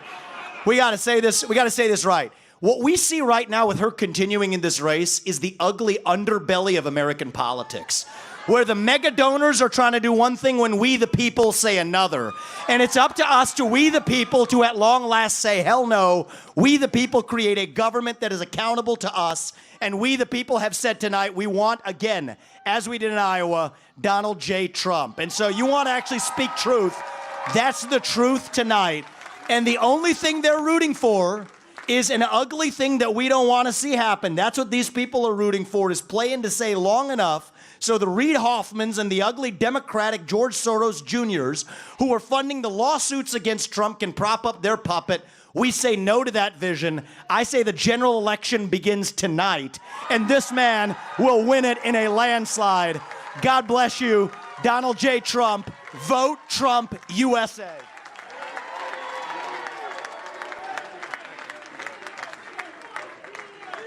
Very nice. Wasn't that nice? So, this was a great evening, and I want to thank everybody in the audience, and I want to thank the people that are standing behind me. You know, I think we called it right. Immigration's a big deal, a very big deal. We have millions and millions of people flowing into our country illegally. We have no idea who the hell they are. They come from prisons, and they come from mental institutions, and it's just killing our country. And I'm talking about millions and millions and millions. They are drug dealers, they're everybody. And they come in just like walking right through. There's nobody to check, and there's nobody to vet. And we have a man with us tonight, Tom Homan, who is central casting. He's central casting. And I'd like you to say a few words about the border and who's going to solve that problem and how quick are we going to do it, Tom? Go ahead, please.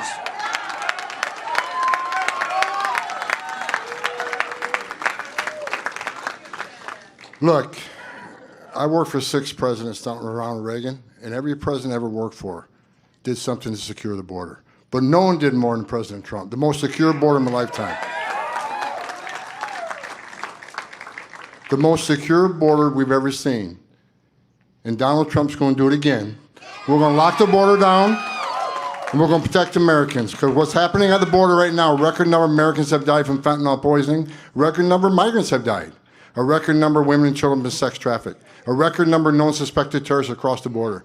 There's one man who's proven he can secure the border, and he's standing to my left, Donald J. Trump. He's going to do it again.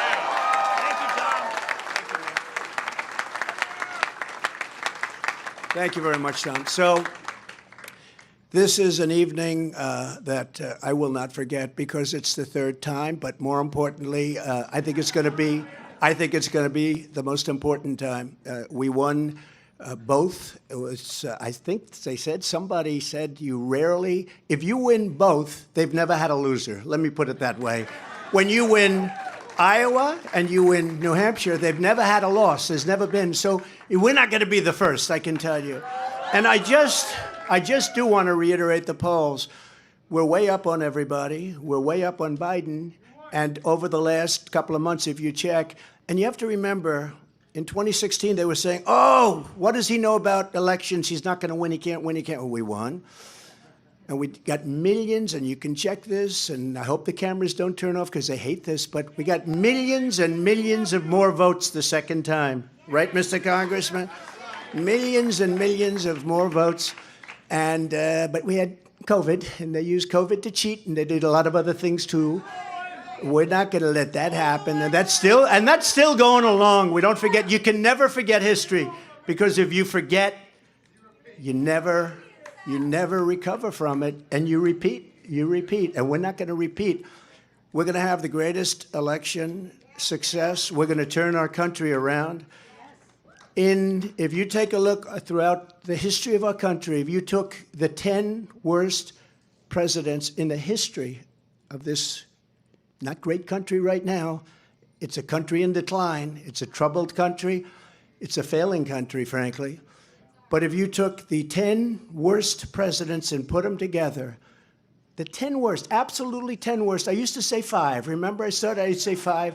Then I said, wait a minute, we can add another 5. They would not have done the damage that crooked Joe Biden has done to our wonderful country. They would not have done the damage. There's never been anything like it. And you say, are they stupid people? I don't think so, because nobody can cheat that well if they're stupid. Do they hate our country? They must hate our country, because there's no other reason that they can be doing the things they do. Take a look. The taxes, they want to raise your taxes times 4. They want to let the Trump tax cuts, the biggest tax cuts in the history of our country, they want them to expire. Your taxes are going to go through the roof. You take a look at regulations. They're throwing regulations. You can't breathe. You can't even breathe with what they're doing. You take a look at our border. So bad. There's never been a border like this in the world. 4 years ago, we had the safest, best border in the United States. I built hundreds of miles of border wall. And they always say, oh, he didn't build hundreds of miles, because if there's a board laying on the ground, they say that's a renovation. They call it a renovation. If there's 2 nails laying from 50 years ago, they say, oh, that was a renovation. These are very dishonest people, and you're always fighting them. And just a little note to Nikki. She's not going to win. She's not going to win.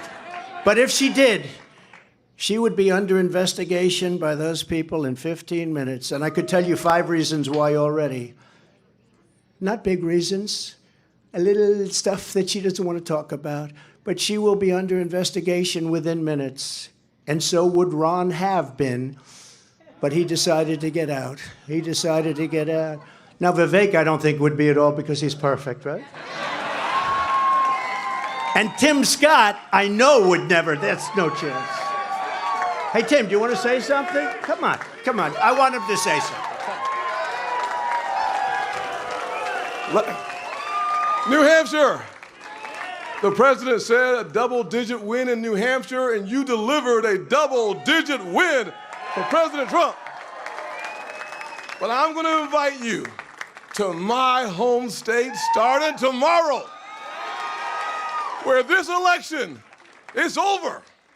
It is time for the Republican Party to coalesce around our nominee and the next president of the United States, Donald Trump. Let's get that party started tonight.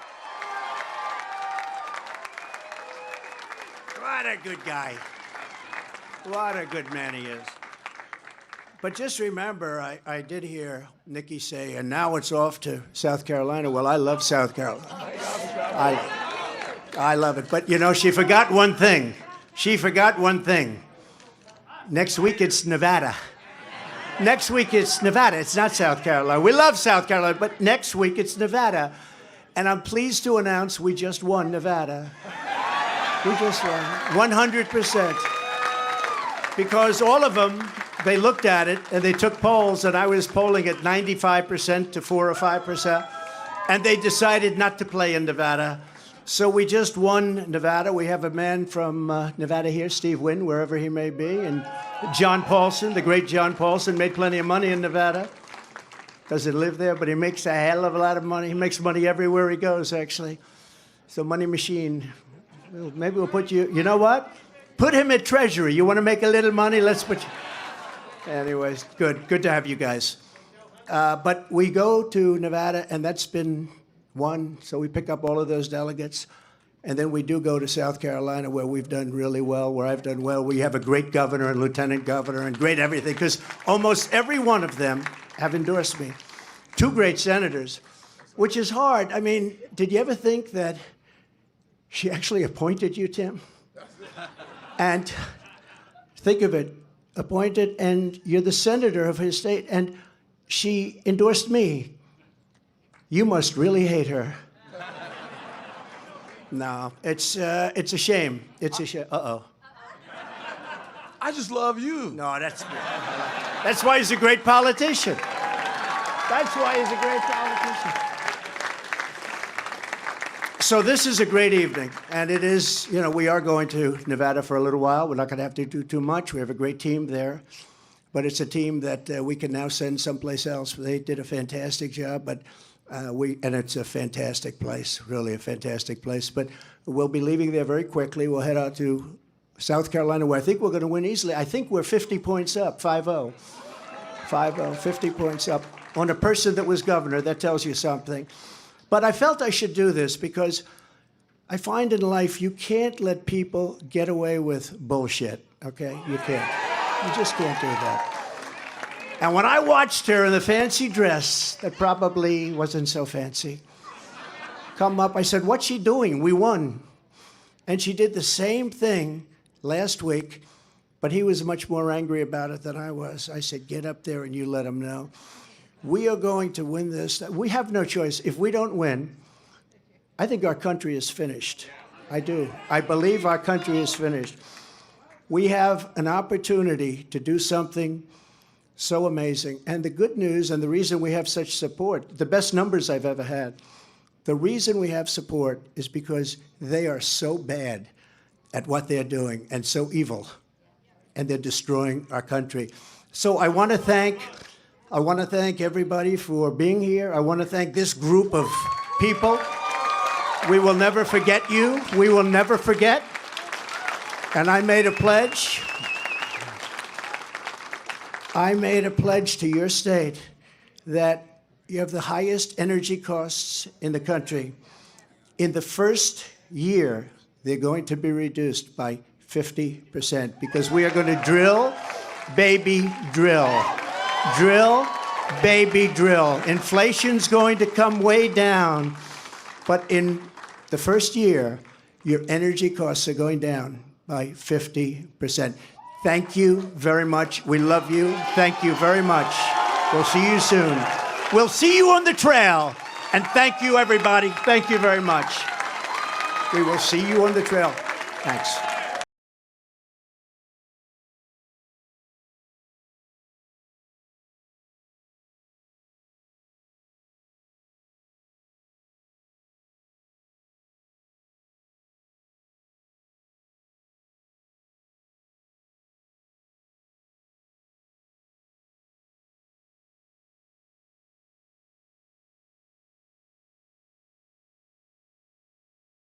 Where is the off-ramp for Nikki Haley?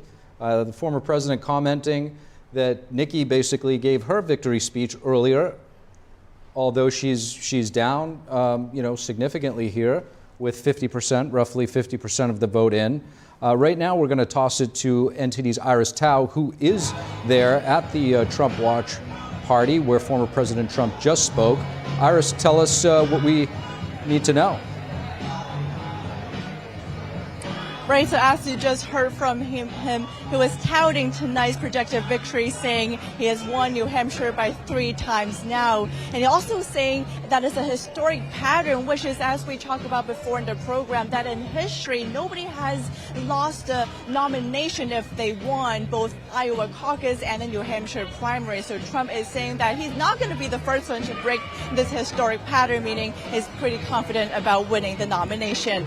Meanwhile, it's also very interesting to see the dynamics on the stage as former rivals of President Trump took the stage with him to altogether tout his victory tonight. We heard Trump taking aim at Nikki Haley, saying she had a very bad night, that she failed badly, and also, but on the contrast, for those who actually dropped out of the race and gone on to endorse Trump, Trump took a very different tone on them in calling Vivek Ramaswamy perfect at one point. And actually to Vivek, he also said that he also has just 1 minute to speak, but Vivek, of course, gave a long speech and touting what he calls a double-digit victory for Trump as of now, and also saying the general election begins tonight. And to Ron DeSantis, Trump said that Ron left the race before Nikki Haley did, which is, of course, before Nikki Haley would do, and of course, that's he says it's a very smart choice. And to Tim Scott, Trump was also joking about him saying, of course, Tim Scott was put into the Senate by Nikki Haley, but now Tim Scott is endorsing him over Nikki Haley, and Trump saying he must hate Haley.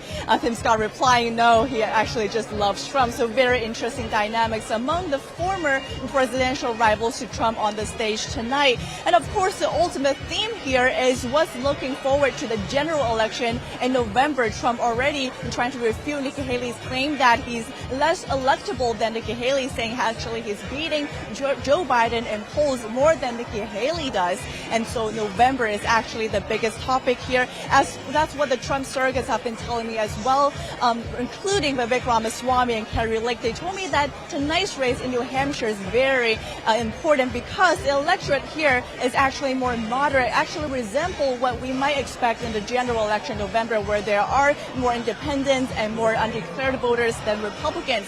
So tonight's race, they say if Trump wins, which of course he is looking like he will now, it means that Trump has a very high chance of doing well in the general election in November, and that's exactly what Trump is trying to send this message about, that he's actually going on to the other stage, which is Nevada, South Carolina, and after winning the nomination, he's confident that he can beat President Joe Biden in November. And back to you. And Denise, Iris Tao, great reporting from the Team Trump watch party there in New Hampshire. We're back in studio with our familiar faces here. Mayor Christine Serrano-Glasner of Mendocino, New Jersey, mayor there, and U.S. Senate candidate, mind you, and Roger Simon, author of American Refugees and Epoch Times columnist. So guys, Mayor, I'll start with you. Watching the former president's speech, he was flanked there by his son Eric. You also had Senator Tim Scott, Vivek Ramaswamy, and others, perhaps setting up for certain cabinet positions, if you will. Well, it certainly could be, but we won't know that for a while, will we? Because we've got to focus on the race ahead. He's got to win before he can appoint any cabinet positions. And it's looking very good, and we need it to continue to look good. And I know he's going to do well in Nevada. That's the next state, and he's going to do great in South Carolina. Nikki Haley, she didn't do that great tonight. He pointed that out. We're seeing that with the numbers. The numbers are going to turn into double-digit numbers, and hopefully she'll do the right thing. It's really time, and Tim Scott keeps saying it, we've got to coalesce around one candidate. As a party, we've got to decide that the country is in trouble enough that we've got to fix this, and that means everybody getting together. Nikki Haley already said that she would not run, remember this, she would not run if Donald Trump decided to run. And she went back on her word. So hopefully, although she's saying she's staying in the race, maybe she'll go back on this word and she will actually finally get out. Roger Simon, where is the off-ramp for Nikki Haley? Where do you see her Well, exit? a lot of it is going to depend on her financial backers. And that's a very suspicious thing, because there's a lot of talk that she's being backed by Democratic people, and they want her to stay in just to damage Trump. So that's going to complicate matters. And politicians have egos, and she's going to seize on this in some way. I mean, if she ends up, and I agree with the mayor, that it's going to be double digits. And the fact that it's going to be double digits means it ain't happening for her, because it's going to be very bad in South Carolina, an embarrassment, because she's the ex-governor and she's going to get killed there. But these other people who are, I have to say, evil, really, want to pour tons of money into this woman's ego trip. So it's a very odd situation. The off-ramp is now. If she were, the off-ramp for Governor DeSantis was last week, and the off-ramp for her is now, but she's not going to take it.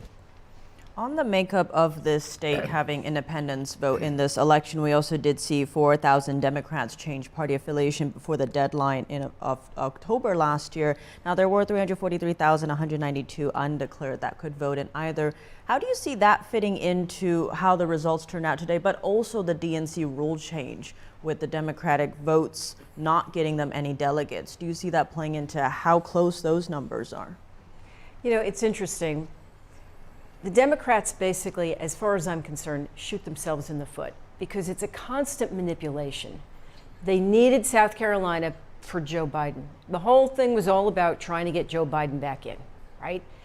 But obviously, they didn't have those organic numbers, or they wouldn't have done this. They wouldn't have manipulated New Hampshire, which we all know it's their state law that says they have to be first in the nation. They never should have done this because all it did was highlight and bring to attention that they're disingenuous. They're not really about the power for the people voting for who they want to vote for. They're about manipulating to maintain that power for themselves. That's all that I see. Absolutely true. Well, there's something else going on too, and that is there are a lot of Democrats unhappy with Biden, and there's a whole kind of talk about Michelle Obama jumping into the race. All these things are going on at the same time. Mm-hmm.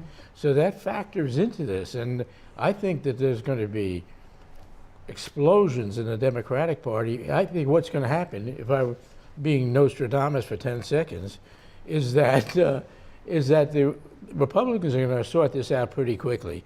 Haley just can't stand up past South Carolina. That's it. Well, Ron DeSantis said it, didn't he? Yeah. He said but there was no... The Democrats are going to have real issues going down the line. You're right. He said there was no path to victory for him. Where's her path to victory? It's a very fascinating discussion. We're going to get back to Roger's crystal ball in just a moment. But right now, Chris Beers, NTD's Chris Beers, is at Dean Phillips' watch party there. We're going to check in with him on the ground in New Hampshire. Chris? Hey guys, yeah, the Dean Phillips watch party is pretty much wrapping up here. The crowd is about, 1/20th of what it was at the height. The Associated Press has said about 50% of the vote is in. About 60% of that is unprocessed write-in votes, but we can pretty much guess that those are going to come in for Biden. Biden's not on the ballot here due to the conflict between the DNC and South Carolina that I was talking about earlier. But there is a campaign to write in Joe Biden on the ballot, and that's why we can expect many of those 60% of the write-in ballots to come in for Biden. Dean Phillips is has about 20% of the vote, again, according to the AP. And of course, like I mentioned earlier, Phillips himself congratulated Joe Biden for winning the New Hampshire primary. Basically, the next stop for the Democratic primary is South Carolina. We will see you there, and back to you in New York. NTD's Chris Beers, excellent job on the ground in New Hampshire. We're going to take a short break, and we'll be back with more in just a moment.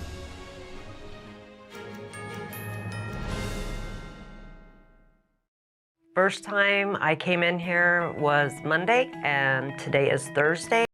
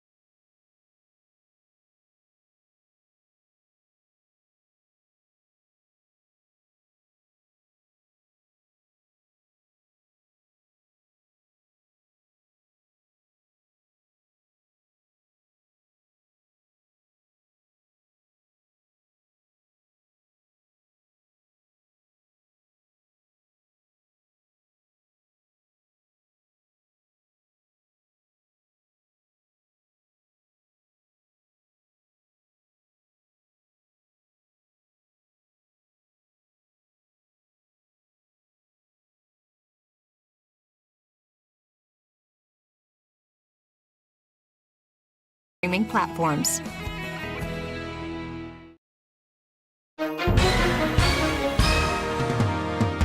Hi everyone watching at home. We're here to remind you that if you or someone you know were injured in an accident that was not your fault, listen up. We have live agents available right now to answer your questions and tell you how much your case is potentially worth. Hi, I'm Gina Bellich, here with spokesman and TV personality Tom Mustin with us in the Help Center. So Tom, phones are really busy over there. Tell us what kind of calls you're seeing. Well, Gina, first off, thank you for having me here in the call center with you. We always enjoy talking to the viewers and getting folks the compensation that they deserve. You know, we're seeing calls about all kinds of accidents, but the most common by far has been car accidents. So if you or someone you know were injured in an accident that was not your fault, give us a call right now. You'll speak with a live person. They'll answer any questions you have and tell you if you have a case and how much your case is potentially worth. Thanks, Tom. All right, folks at home, you heard it. Take advantage of this opportunity and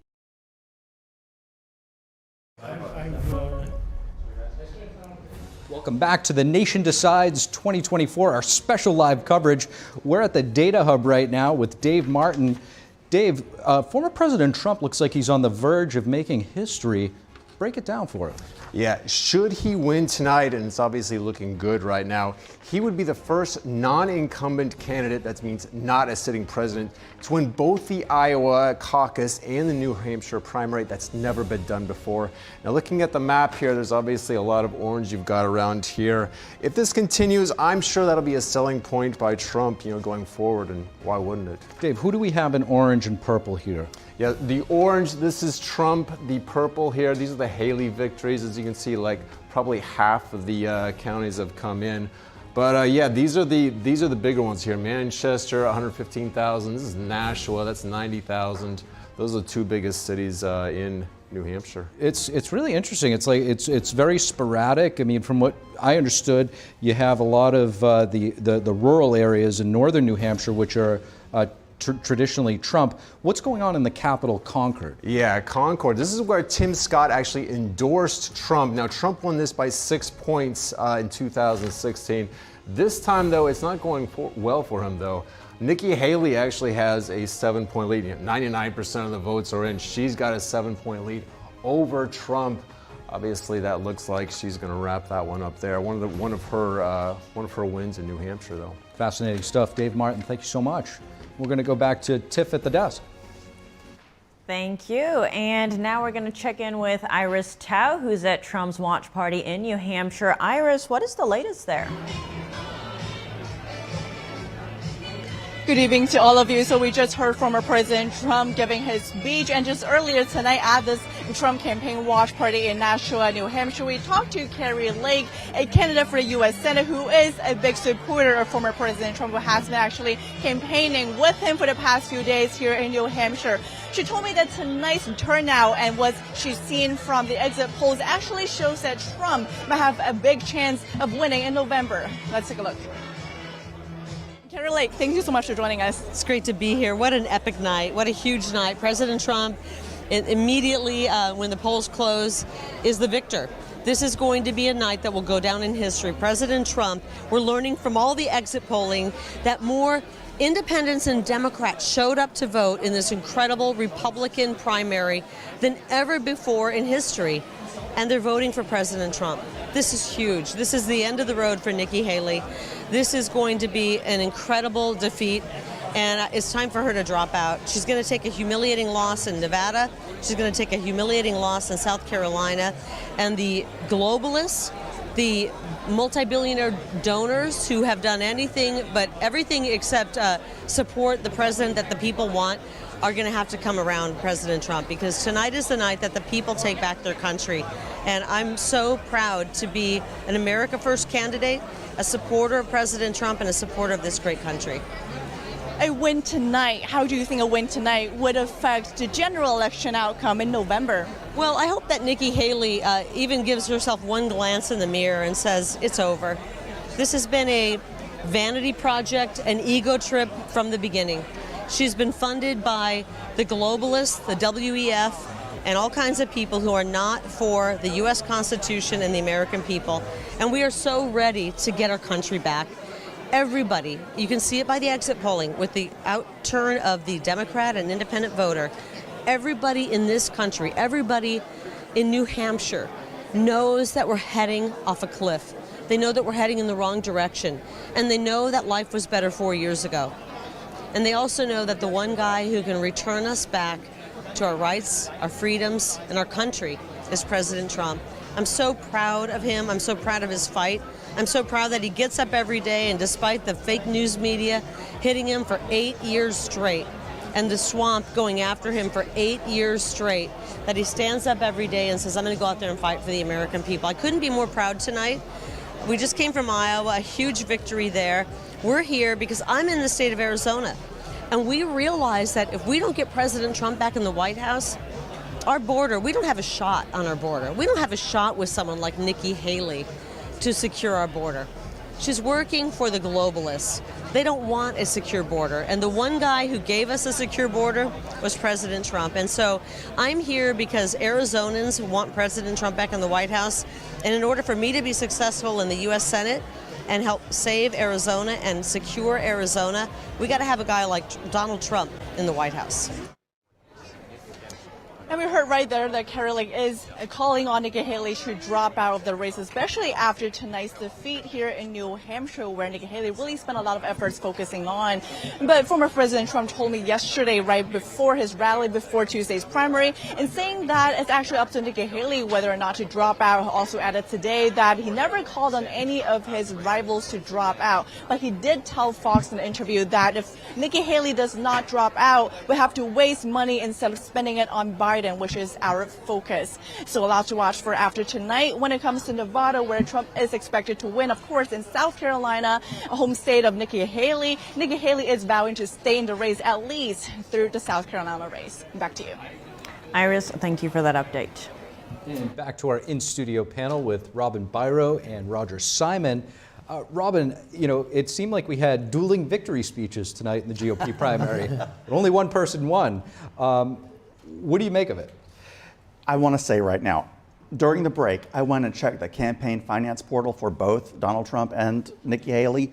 Donald Trump right now is sitting on a war chest of $19,952,000. Nikki Haley is sitting on $7,057,000. With $7 million in the bank, she's not going anywhere. That campaign will not end until there's no money left. That's how campaigns work. It's not just about the dollars, Roger. I mean, one of the reasons why DeSantis said that he dropped out is because his staff just lost motivation. Do you think that Nikki's... It's not just the dollars, but Robin's right. It's, you know, the man who knew the most was the old journalist H.L. Mencken from the 90s, who said, when somebody says it's not about the money, it's about the money. Yeah. But I also agree with you. It's not just about the money in this thing. It's about ego and the need to do it. And, you know, she still has some of that in her. And I think she may try to hang on. But Robin's right, $7 million isn't going to go very far, even in South Carolina. We have no question that Trump can replenish his money. That's not an issue. I mean, either that or he'll get a loan from Vivek Ramaswamy. One of the Actually, I could see that happening. But yeah, she's not going anywhere until she burns through that $7 million. Now, there's been a lot of talk about South Carolina, but in Trump's speech, he brought up Nevada. What role does Nevada play? Well, Nevada is another caucus state, and the thing about Nevada is it's known for its corruption because it's Las Vegas.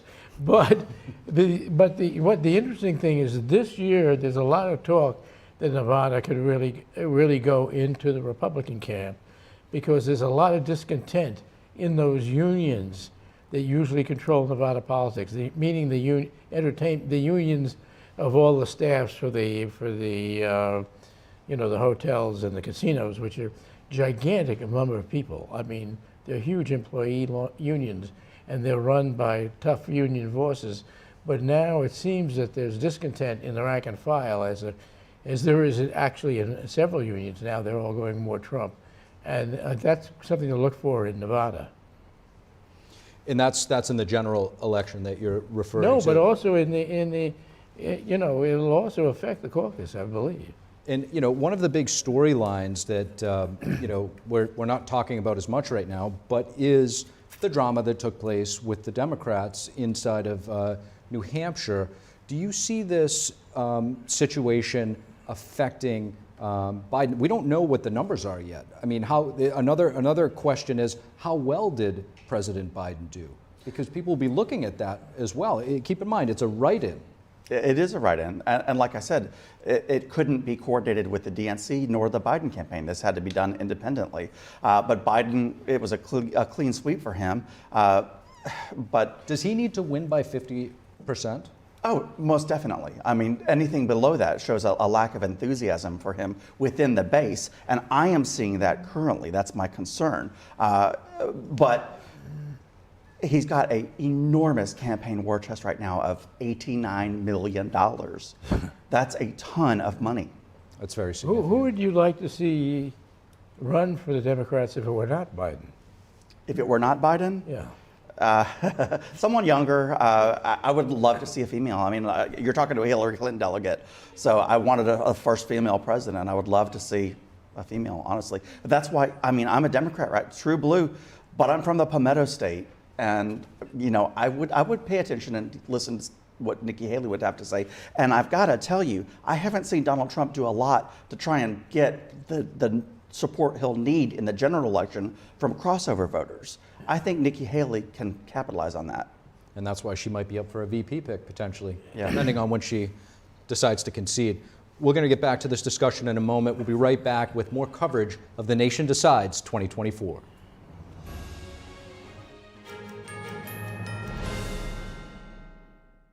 Did you know ESG is impacting every part of your life? From rising gas prices to global food shortages to out-of-control inflation, even losing your freedom of speech and being censored on the internet. It's all being driven by ESG ideology. Who's in control? What can you do about it? Find out in The Shadow State, the first documentary exposing ESG. The ESG movement of governments and corporations operates in the shadows. Only the light of truth can expose it. Watch The Shadow State documentary, streaming now.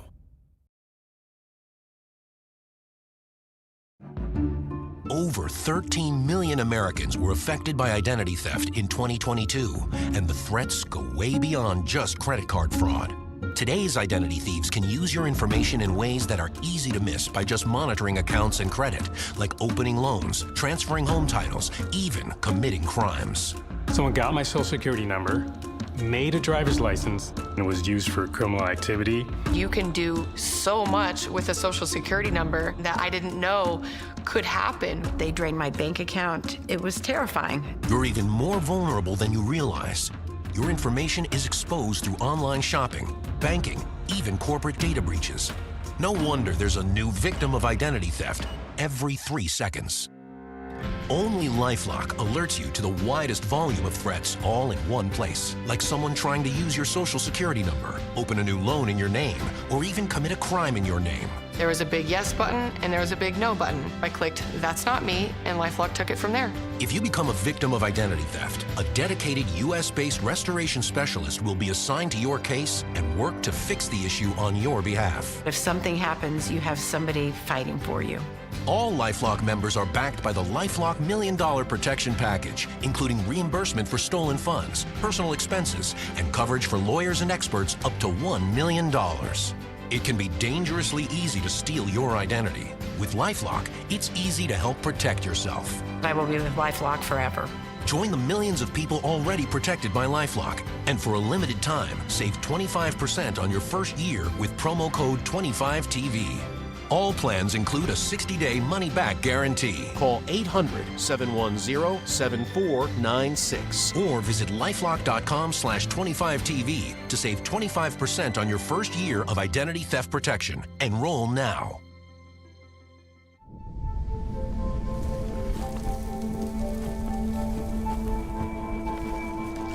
Eva Marie smoked 12,000 packs of cigarettes over 15 years. She quit, and now there's a new lung cancer screening that could save her life. You stopped smoking. Now start screening. No matter how much you smoked, early detection could save you. Talk to your doctor or learn more at savedbythescan.org.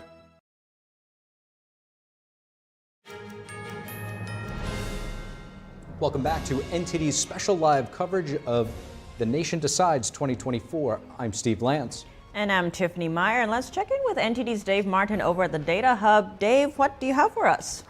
Welcome back. You know, in 2016, Trump did very well across the state, winning the rural areas up here as well as the more populated urban areas down in the southeast. Let's check out the 3 most populous cities, starting with Manchester. This is 115,000. As you can see here, 84% of the votes have been counted. Trump with a big win here, 15% over Nikki Haley. We'll call that one. Now let's look at the second biggest one. That's Nashua right down here. There's a population of 90,000. Sorry, that one's Hudson. This is Nashua. 69% of the votes are in. Trump's got a 7-point lead over Haley right here. As you can see, 69%, more than 2/3 of the votes are in. Now let's look at Concord, the third biggest. As you can see, this one is actually, Haley has got the lead here, 99% of the votes in. This was obviously taken by her. 52 to 45. Haley's got the lead here over Trump. So that's where we're at right now. Obviously, we'll continue to keep you updated for now. Let's go back to the desk. Dave, thank you for that update. And let's come back to our guests. We have Robin Biro and Roger Simon. Now, one topic that might be a little too ahead of the time, but Trump's potential VP pick now. Trump's press secretary on Fox put out some names. A few names have come up in the press. Elise Stefanik, Tucker Carlson, Kristi Noem, Vivek Ramaswamy, a former challenger there. Who do you think Trump wants and who does he need? Well, what he says, and I think he knows that, is someone who could be president. Because look, the man's 77. I mean, things happen, and I think the public wants that kind of reassurance. He knows that. And by the way, a name that was submitted for that short list that I would put on it and fits the bill of someone who could be president is Ben Carson. In fact, former HUD secretary. You know, you hear all kinds of rumors about who he's picked, and you hear, I've heard Sebastian Gorka says he knows because he was told by Trump. Maybe he was, but also Trump could change his mind between now and then. We all change our minds about things, but I would throw Ben Carson into that list because he's quite an impressive human being, and I think he gives a kind of gravitas that I think the public would like to see. I have something to say about that. Who was over Donald Trump's shoulder the second he got out on that stage? Tim Scott. Tim Scott is the one that I said a week ago should be the nominee because he's got tremendous support in South Carolina. That's where Trump's headed. And we just saw him. I'm sure it had nothing to do, there was no political expediency to the surprise engagement that just happened a few days ago. But Tim Scott, I think would be a good bet. And like I said, the Democratic Party, my party, has bled support from the black community. They have gone over to Donald Trump. For good reason. A chunk of them. They would be smart to capitalize on that by putting in a black VP nominee. And I think it would be Tim Scott. Do you see Tim Scott being a good Oh, VP? of course, and he's been talked about a lot. But the reason I say Carson is more interesting, well, first of all, I don't think there's any chance that Trump in the general election will lose South Carolina any more than he's going to lose my state of Tennessee. He's got those locked up. But Ben Carson is sort of up there. He's the guy that you see in the advertisements. If you can be smart like Ben Carson, and he's a neurosurgeon. Maybe that's me. Maybe I want to see someone like that in the vice president. But you also have to listen to Donald Trump's own words, and he himself said that whoever the nominee is going to be will not be surprising. It will not, and it will mean basically nothing. He said that that's because he wants all of the attention to be on himself. We know this, right? Well, not just that, because it rarely does mean anything. Yeah. Historically, people vote for the president. But I think now, especially if Biden runs, if he puts a good person in a vice presidency, it's going to be very helpful because everyone's going to think, Biden kicks off, we've got Kamala as the president. That's a terrifying thought. Can you imagine Kamala Harris talking to Xi Jinping? You mentioned the former HUD secretary, Ben Carson. Yeah. Former President Trump obviously values loyalty. He says that. One of the few cabinet members who lasted the full term. Time, yeah. You know, one thing I want to get your thoughts on, Robin, is when it comes to some of the swing states. President Biden not polling that well right now in states like Michigan. What does he have to do? Does he have to change course in his campaigning to start to rally some of those swing state voters in the Rust Belt and elsewhere? Biden has the luxury of not having to worry about a primary, frankly. I mean, we're seeing this tonight. So Biden needs to focus on the general election right now, and he needs to be focusing on he's got the majority of the Democratic vote, but what matters is getting the moderates and some of the independent voters, he's got to win over those. I don't see Donald Trump reaching out to those people. I see him reaching out to his base and making the case because he does have a primary to win. On that note, though, we did see President Biden recently admitting to the press there is a, quote, crisis at the border. We're seeing with exit polls that immigration and the economy are the top concerns for voters right now. In what way would we see the Biden administration maybe change course on, say, border policies to get those votes? They have got, look, bless their hearts, as Nikki Haley herself said, the Democratic Party is no good at messaging. We have allowed the Republican Party to create that it's just a fact now that there's an open border. Joe Biden has done nothing to try and counteract that. He's done nothing to talk about what we're doing, what his administration is doing for border security. So it is now just baked in the cake that there is actually a wide open border, which is not actually the case. We do have border patrol agents. Have you been there? We do have. There's record numbers of apprehensions though, and seizures. I have been to the border. Yo hablo español, and I can tell you something. It's open. We got some hot takes right there, but don't go anywhere because we'll be right back with The Nation Decides.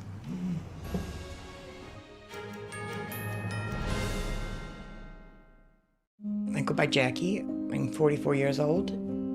I had 3 kids at the time and single mother. I was working 60 hours a week. Still couldn't pay the bills. Skipped meals so that they could eat. It's been hard because one thing falls into place, 10 things fall out of place. You know, I just can't do this alone and make it work. 1 in 5 children face hunger in America, and food costs are rising. But everyone needs nourishing food to thrive, and they can when we work together so our neighbors can feed their families. Call or go online right now to join Feeding America with your gift of just $19 a month, only 63 cents a day. Together, thanks to a nationwide network of food banks, dedicated volunteers, and the monthly support of people like you, we can fill plates with nutritious food for families across America. One day my mother came over to my house and said, "There's a meeting at the pantry." I said, "Okay," and I went. There were some ladies in there. They were from the food bank. They asked several questions. Some of those were about me and my story, but it helped me to open up a little bit. We're getting closer to the day when no one in America faces hunger, but we can't do it without you. Call or go online now. Visit helpfeedingamerica.org and give $19 a month, just 63 cents a day. 98% of donations go directly to help millions of people facing hunger, from coast to coast and in your own community. And when you give by credit card, we'll send you this exclusive canvas grocery bag to show you are a part of a movement of supporters working together to help end hunger. I have people that I can trust. I have hope. Please call now or make your monthly donation at helpfeedingamerica.org. Working together, we can end hunger in America. We've been spending a lot more time than ever at home these days, so maybe now you've just noticed cold air coming in from a couple windows, or that your patio door isn't closing fully, which means you're losing heat in the winter, losing cooling in the summer, losing money all year long.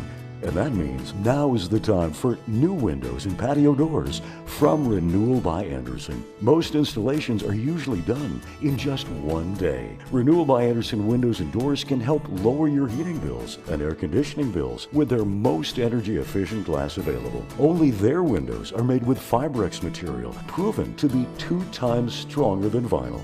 and they're backed by a 20-year warranty. And right now, when you buy one window or patio door, get one at 40% off. Plus, there's no money down, no payments for 12 months, and no interest for 12 months. Plus, an additional $200 off your entire purchase.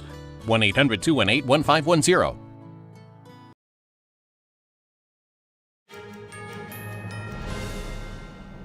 Welcome back, and thank you for following our special coverage of the New Hampshire primary on NTD's The Nation Decides 2024.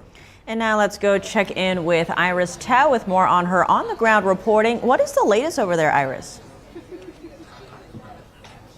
Good evening to all of you. So as you can see, the room is pretty much emptied out behind me at this Trump campaign's watch party here in Nashua, New Hampshire. Trump gave a rather short speech. The crowd was very excited, taking pictures, of course cheering, and of course celebrating Trump's victory tonight. And meanwhile, Trump just took to social to again take aim at Nikki Haley, saying Nikki Haley came in last, not second.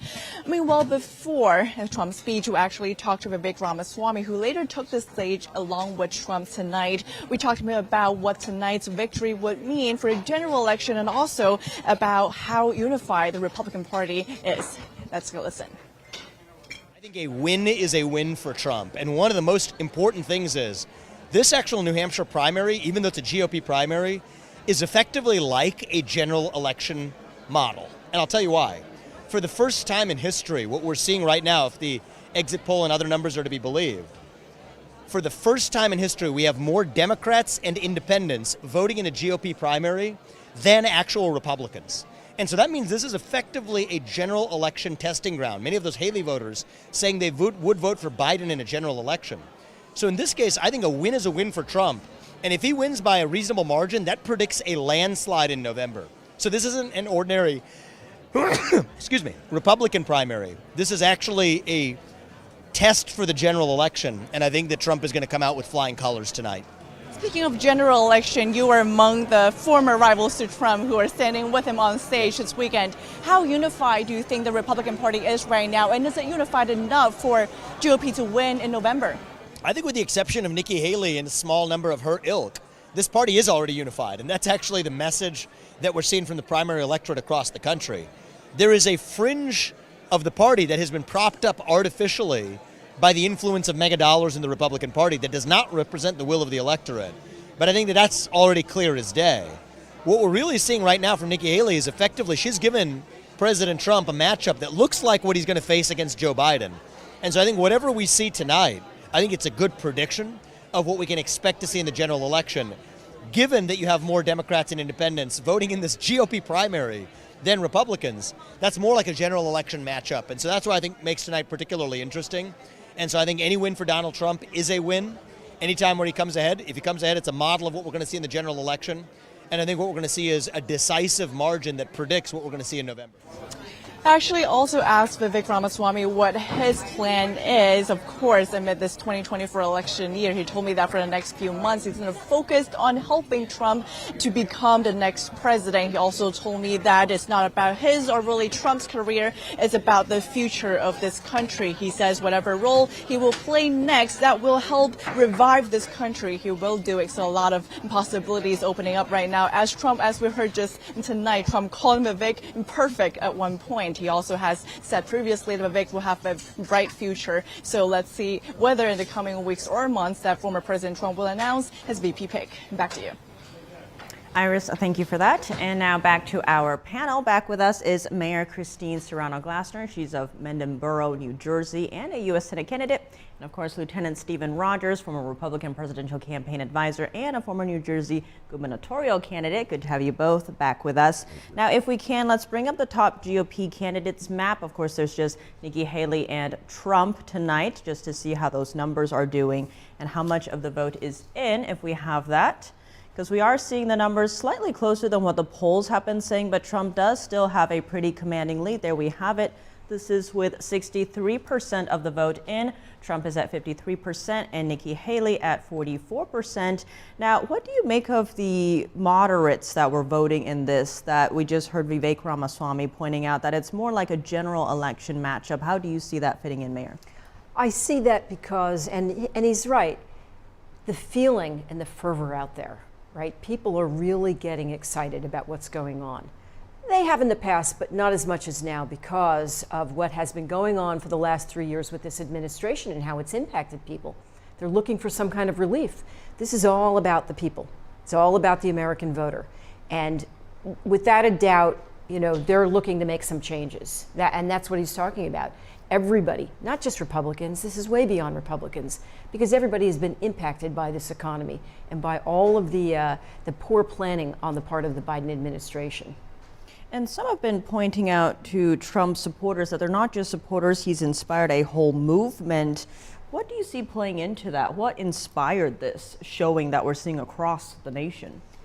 The message that Donald Trump has given the American people from day one. It's a message of hope. It's a message with a vision. It's a message of the future. The other candidates, to be frank with you, haven't given that type of message, Republican and Democrat. And Donald Trump's message is not only for the hearing of Republicans, it's for Democrats, independents, Americans. And they're beginning to realize that this is the guy that's going to lead us into the future. Peace and prosperity. That's what they're looking for in stability. It's his message.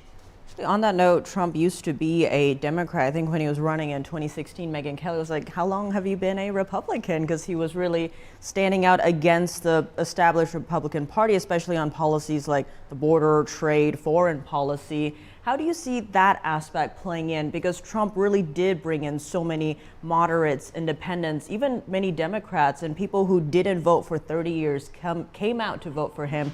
Has that message stayed consistent since 2016? Well, two other guys I know were Democrats before they became Republicans. One was Ronald Reagan, and another was Steve Rogers. And the fact of the matter is that those of us who were Democrats during the JFK days saw a charismatic leader in John F. Kennedy. But after Kennedy, things started to go downward and came along Ronald Reagan. And he excited the people. He brought hope to the people, a future. Reagan's gone, well, we slide back in, and who shows up? Donald Trump.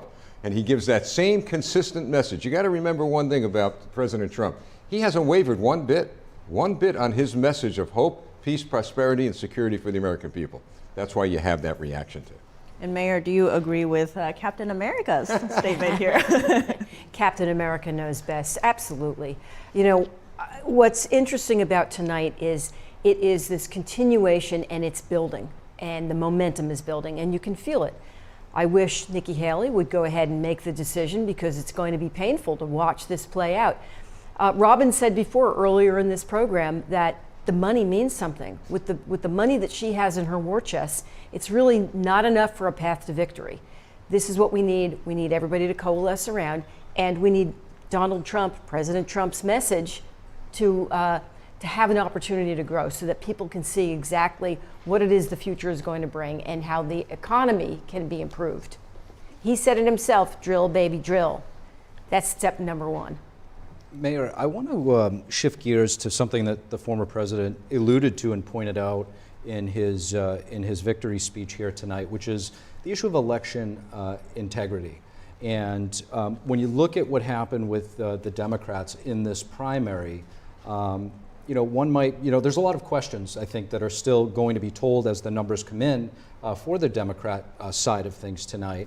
One of which is, you know, when you do not have President Biden on the ballot, he's a write-in candidate. That means the traditional way of tabulating the votes is thrown out the window. And all of those write-ins are ballots that need to be counted by hand, which opens things up to questionable activity. You know, the more touches there are, the more, you know, fraught with fraud things could potentially be. Does this ultimately shine light on some of the Democrat practices and hurt them and cause some skepticism moving into the general election? I don't think it does amongst Democrats because they just do what they're told. This is indicative of the way they do business. That's even what Bob Menendez said. This is how we do business. You know, election integrity means that people should have that open opportunity to vote. And that's not what they did. They manipulated this whole process. The Republicans didn't do that. Donald Trump didn't do that. None of the candidates did that on the Republican side. Everybody had the same opportunity that they've had in the past, but not this time. They rearranged everything to ensure that Biden would win. because obviously he must not have been able to win on his own. And it's become very apparent. And we'll be right back with more coverage after this very short break.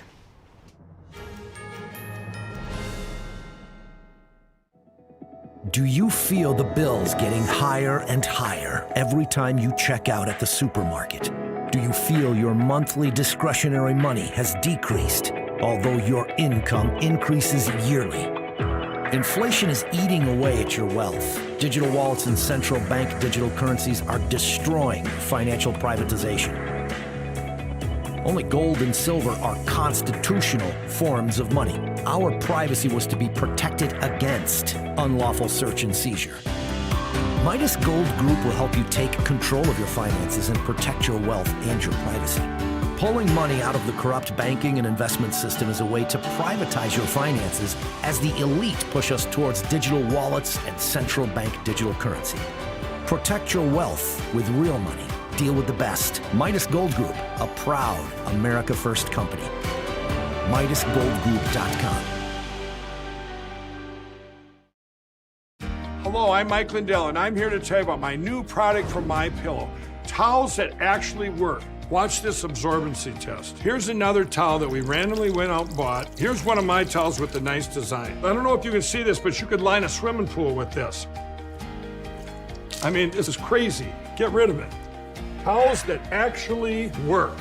What a concept. I'm interrupting this commercial to let you know you can get our 6-piece My Towels, regular $69.98, now only $29.98. Or you can save 25% on our brand new kitchen towels, made with the same technology as our famous My Towels. Also, we have bath sheets, bath towels, washcloths, hand towels, and so much more. And the best part, with your promo code, your entire order ships absolutely free. So go to mypillow.com or call the number on your screen. Use that promo code to get deep discounts on all My Towels. And for a limited time, your order ships absolutely free. Hi, everyone watching at home. We're here to remind you that if you or someone you know were injured in an accident that was not your fault, listen up. We have live agents available right now to answer your questions and tell you how much your case is potentially worth. Hi, I'm Gina Bellich, here with spokesman and TV personality Tom Mustin with us in the Help Center. So Tom, phones are really busy over there. Tell us what kind of calls you're seeing. Well, Gina, first off, thank you for having me here in the call center with you. We always enjoy talking to the viewers and getting folks the compensation that they deserve. You know, we're seeing calls about all kinds of accidents, but the most common by far has been car accidents. So if you or someone you know were injured in an accident that was not your fault, give us a call right now. You'll speak with a live person. They'll answer any questions you have and tell you if you have a case and how much your case is potentially worth. Thanks, Tom. All right, folks at home, you heard it. Take advantage of this opportunity and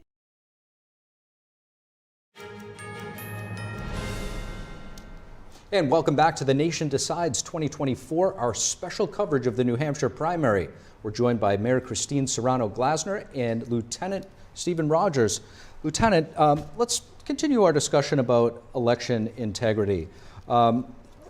Moving forward, you know, we have a lot of elections. It's refreshing to see the results coming in the night of tonight in the Republican primary. But there's been some, you know, things that aren't necessarily conventional that we're seeing with the Democrats in their primaries. How reassuring is that, not just to Republicans, but also to the Democrats out there, which there are many that really value our democratic process? Well, it's not reassuring at all, and it adds to the idea that the American people feel that these are rigged elections. Look, I've shared with people all over the country, we can't change the past. You know, the past anchors us down, keeps us back from moving forward. But moving forward, our Congress has to start moving. We have to require voter ID. I think when a person goes to the polls, they got to show their picture. They got to show where they live, how long they live there. There's nothing wrong with that. And then as a result of that, you could count legitimate votes. Look, I remember JFK and Richard Nixon. It was a tie all the way up to the last minute, and all of a sudden, Cook County, Illinois, under Mayor Richard Daley comes in, overwhelming for JFK. And JFK only won by a few votes, you know, a few thousand votes. So this is nothing new. Imagine that. We haven't been able to change things since 1960s. Well, it's time we do that. Mayor, you're an elected official. I'm sure this is somewhat personal to you. What do you think the broader implications are for, this isn't a Republican-Democrat issue. The Democrats in New Hampshire are outraged by what happened. They should be outraged. I mean, they should have the opportunity to vote the way they've always voted.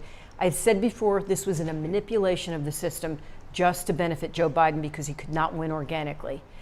There are problems with our voting system. We know that and we've seen it. I can tell you in my own county, I think 2 cycles ago, there was a 128-year-old woman that voted. We know a 128-year-old woman didn't vote. That shows you there's a problem. There's a problem with the system. There's often problems with the machines. We've had that in New Jersey. New machines, they didn't work. The lines were so long, right? People were upset. And what did they do? They started to leave and not vote. That's what ends up happening. You talk about low voter numbers, it's because people don't trust the system. They've got to stop the manipulation on the Democrat side because we're not doing it on the Republican side. Expanding on that, Marianne Williamson, one of President Biden's few challengers that was tonight in New Hampshire, she's been saying about the DNC rule changes that the nominee is not anointed, sounding like, you know, back to the monarchy with a king. How do you see that playing into voter turnout? I think that what that does is it discourages people and they decide to stay home. We've seen that in New Jersey. We have a hard enough time getting our voters out in New Jersey. They need to know that the process is real and they need to know that their vote actually matters, that it counts. I think if people felt that, if there was trust returned to the system, people would get out and vote and they wouldn't question it. And Lieutenant, same question to you on the point about the nominees being anointed, quote unquote. How do you see that playing in potentially in terms of the general election in November? It discourages people from going out and voting. You talk about anointing. When I hear within an hour in a general election that the stations, the news stations on the East Coast call an election when half the country didn't even go vote, they're going to say, why am I going to go vote? You know, they've already anointed, all right, someone. So we have a lot of reform to do in this country with regard to our elections to make it fair. And as Christine said, to let people know that their vote counts. Right now, a lot of people don't believe their vote counts. But I got to tell you, it does, especially coming up in November of this year. And what are the changes that we would need to see so that that trust is returned to the public? Well, like I said before, you need voter ID. We have to know who's coming to the polls. I want to see somebody's picture to make sure that's the person that's voting.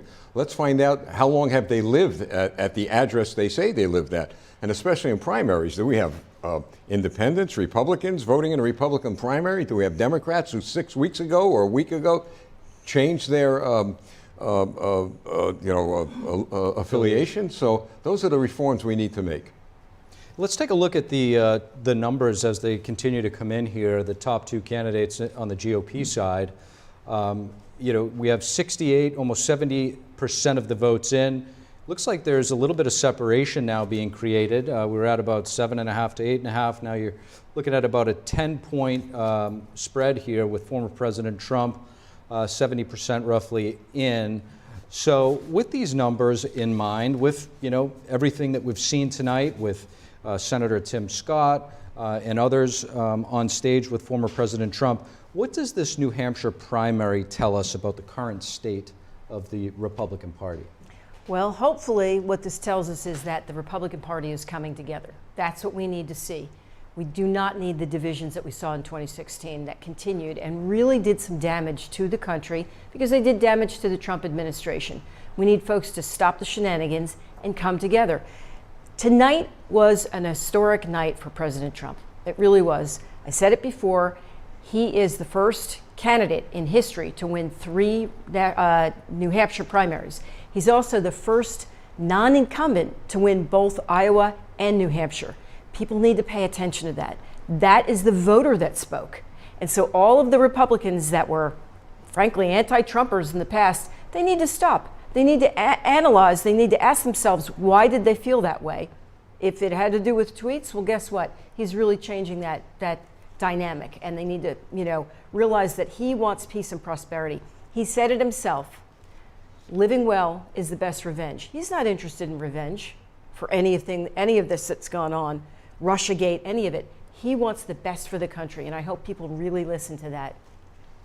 Right now we're going to bring it over to NTD's Dave Martin, who's over at the Data Hub, to check in with Dave. Dave, what do you got? Welcome back. Well, you know, the night is almost done, but let's look at the 3 most populous cities again, starting with Manchester here. This is a population 115,000 here. As you can see, 84% again is in Trump with a lead of 15% over Haley. Now let's look at Nashua. This is the second most populous at 90,000. That is Hudson, that is not. This is Nashua. 70% of the votes have been counted. Trump is a 7-point lead over Haley right here. 70% of the votes are in. Let's go over also to the capital. This is Concord. Now this one, Haley, of course, she has got this one here. 99% of the votes have been counted. She's got a 7-point lead over Trump. Now that's a reversal of 2016. Trump had actually won this one by 6 points, and this is where Tim Scott actually endorsed Trump. But for whatever reason, she won it this time around. Anyway, I think that's it for the data for the tonight. Let's go back to the desk with Steve and Tiff. Dave Martin, really appreciate the update. And back in studio here, Lieutenant Rogers, just to continue our discussion, after seeing the way things played out this evening, how do you feel? What is the state of the Republican Party in your eyes? Well, under the new leadership, the new vision that Donald Trump is giving to us, I believe that it'll get better. But I'm not happy. I'm not happy with the Republican Congress that I happened to help get elected to office, as I'm sure the mayor did. Investigation after investigation after investigation, nothing being done. Get me 12 New York City police officers from this city in the Detective Bureau, and they'll be able to get indictments within 60 days. My point is this: they got to start moving forward. Start feeding the American people what they need. They need money in their bank accounts. They need food on the table. They need freedom, liberty, and individual rights. We need to move ahead as one nation, under God, indivisible, with liberty and justice for all. We mentioned how no non-incumbent has ever won both Iowa and New Hampshire. Now, how much do voters care about that kind of history and precedent? Will that actually make people go to the polls? I don't know that voters pay attention to that sort of thing. Certainly on a night like tonight, we're paying attention to it because it just adds to the excitement to see that there were some records broken. I think that people will pay attention because, he has won 2 in a row. He's going to win Nevada. He's going to win South Carolina, Nikki Haley's state. And in doing that, that's really going to get people excited and get people to start coming out and realizing they've got to get out and vote. We were talking about New Jersey before, Steve, right? Captain America. Yeah. And we've got to see people. We've got to see the Republicans in New Jersey come out to vote. People like to say New Jersey is a blue state, but it's not a stupid state. They're suffering there too, especially the working class and small business owners are really suffering from this economy. And so change is only going to happen if we change at the top. And one more thing, speaking about New Jersey, since we're from Jersey, thank you for not asking us what exit that we live off it. So I appreciate it very much. Actually, on that note, we saw former Governor Sununu endorsing Nikki Haley. Now, what does this say in terms of how much impact local politics or political figures have in terms of the outcomes of elections? We're seeing Nikki Haley not doing that well tonight, kind of similar to what polls are showing, but how much did, say, Sununu's endorsement play or not play into it? I tell you, I believe, based on what I've seen, that when we speak local, we're talking about grassroots people from Main Street. I think the local mayors, like the mayor here, has a lot of sway with our voters. She's out there day in and day out with the people. Governors aren't, senators aren't. I haven't seen my congresswoman in all the years she's been in office, although I get a lot of mail now because she's running. But my point is this, is that when you speak about local influence, it's from mayors like the mayor that's sitting across from this table. They're out there working hard. Mm-hmm. When I was in office, I did the same exact thing. I went door to door, met people, shook their hands, and everything turned out okay. And on that note, we'll be right back after a very short break. Don't go away.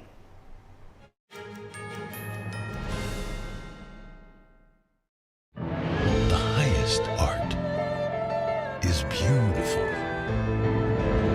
breathtaking, timeless, and moving.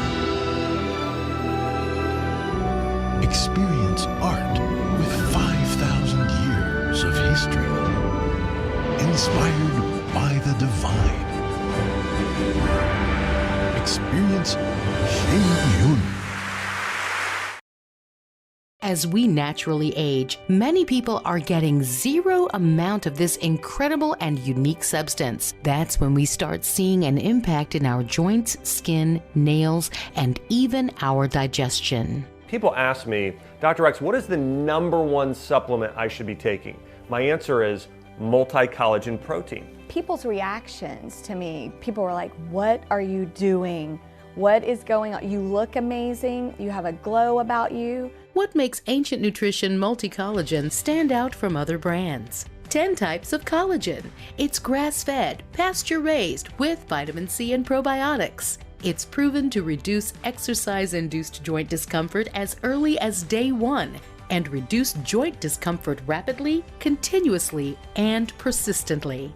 It improves the appearance of crow's feet after 4 weeks and improves skin tone after 8 weeks. And it promotes hair thickness, growth, and a reduction in hair breakage. It has transformed everything from my hair. Like, my hair was starting to kind of just, come out, and I don't have that anymore. My skin feels amazing. Call the number on your screen and find out how to get a free bottle when you order, plus free shipping and our 30-day money-back guarantee. And as a bonus, we will include Dr. Josh Axe and Jordan Rubin's revolutionary book, Multi-Collagen Makeover, free with your order, plus free shipping and free returns. I have implicit trust in Dr. Axe because the plan worked. I'm living proof of it. This is the collagen protein that is backed by clinical studies. It's what my family uses, it's what I use, and I know you're going to benefit in a big way as well. Love the results or get your money back. This special TV offer is not available in stores. Call the number on your screen or go online now.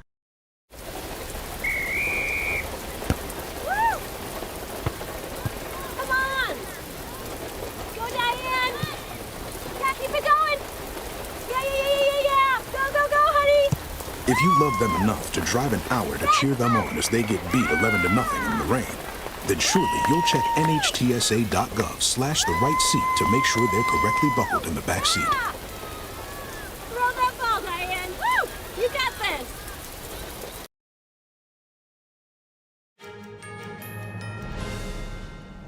And we're back with more live coverage of the New Hampshire primary on The Nation Decides. I'm Steve Lance. And I'm Tiffany Meier. Let's turn our attention now to our guests, Robin Biro, former Obama Regional Campaign Director and Democratic strategist, and Roger Simon, author of American Refugees and Epoch Times columnist.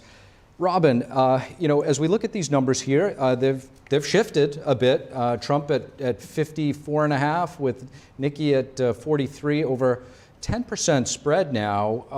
What do you make of this? As in the beginning of our discussion, we were saying, 5%, 6%, even 7%. Nikki was within that realm of staying where she wanted to be. Now we're seeing the numbers jump. Steve, I had my concerns, and at the beginning of the discussion tonight, I said it was going to be around 7%, and it's not. It's a wider spread than that. So I reached out to, one thing about campaign staffers, I'm Obama staff, we know each other, it's a small world, we stick together. So I texted a Nikki Haley campaign staffer and got her thoughts, and they said they're down but not out. She's got a lot of states to go. She's got a lot of money in the bank. And what they want to reiterate tonight that New Hampshire is a delegate state. So she's still walking away with a sizable chunk of delegates. And that's a good point, I think. Well, I would ask you to text her back, although it's kind of rude. Which states does she think she has a chance at? Yeah. I mean, I don't think it's a long list. We are seeing her do pretty well in terms of the moderates, and there's a lot of college towns in New Hampshire. I guess to the staffer's point, right? They're basically walking away with kind of what the Nikki Haley campaign wanted. In terms of the money, though, you're talking about earlier about the funds drying up eventually. How long is eventually? Soon. You're talking about $7 million. That's She's got to ride out the clock on that, but she's hoping to get more. It's always about getting more donations. She's hoping tonight with a strong finish that she'll get more donations, but frankly, she's got to court the never Trump people. And she's got to go after them hardcore by going after Trump a little bit more. She's been talking, I saw her interviews today all over the media, and she was talking out of both sides of her mouth. She'll say, oh no, he's fit to be president, but he's too old. But she's got to give more stronger attacks if she wants to get the money that's going to come in from those moderates. Because like I said, she's getting about 71% of the support now from moderates. Those are people who are not really that happy. Would you call the never Trump people moderates? I think they're just angry, But I know a lot. That's politics today. Who isn't angry? But last I checked before the broadcast, to the point of spending, Nikki had I believe it was a $4 million investment in a TV campaign in South Carolina. Oh, yeah. So surely with that kind of money, she thinks that it's worth spending some money there.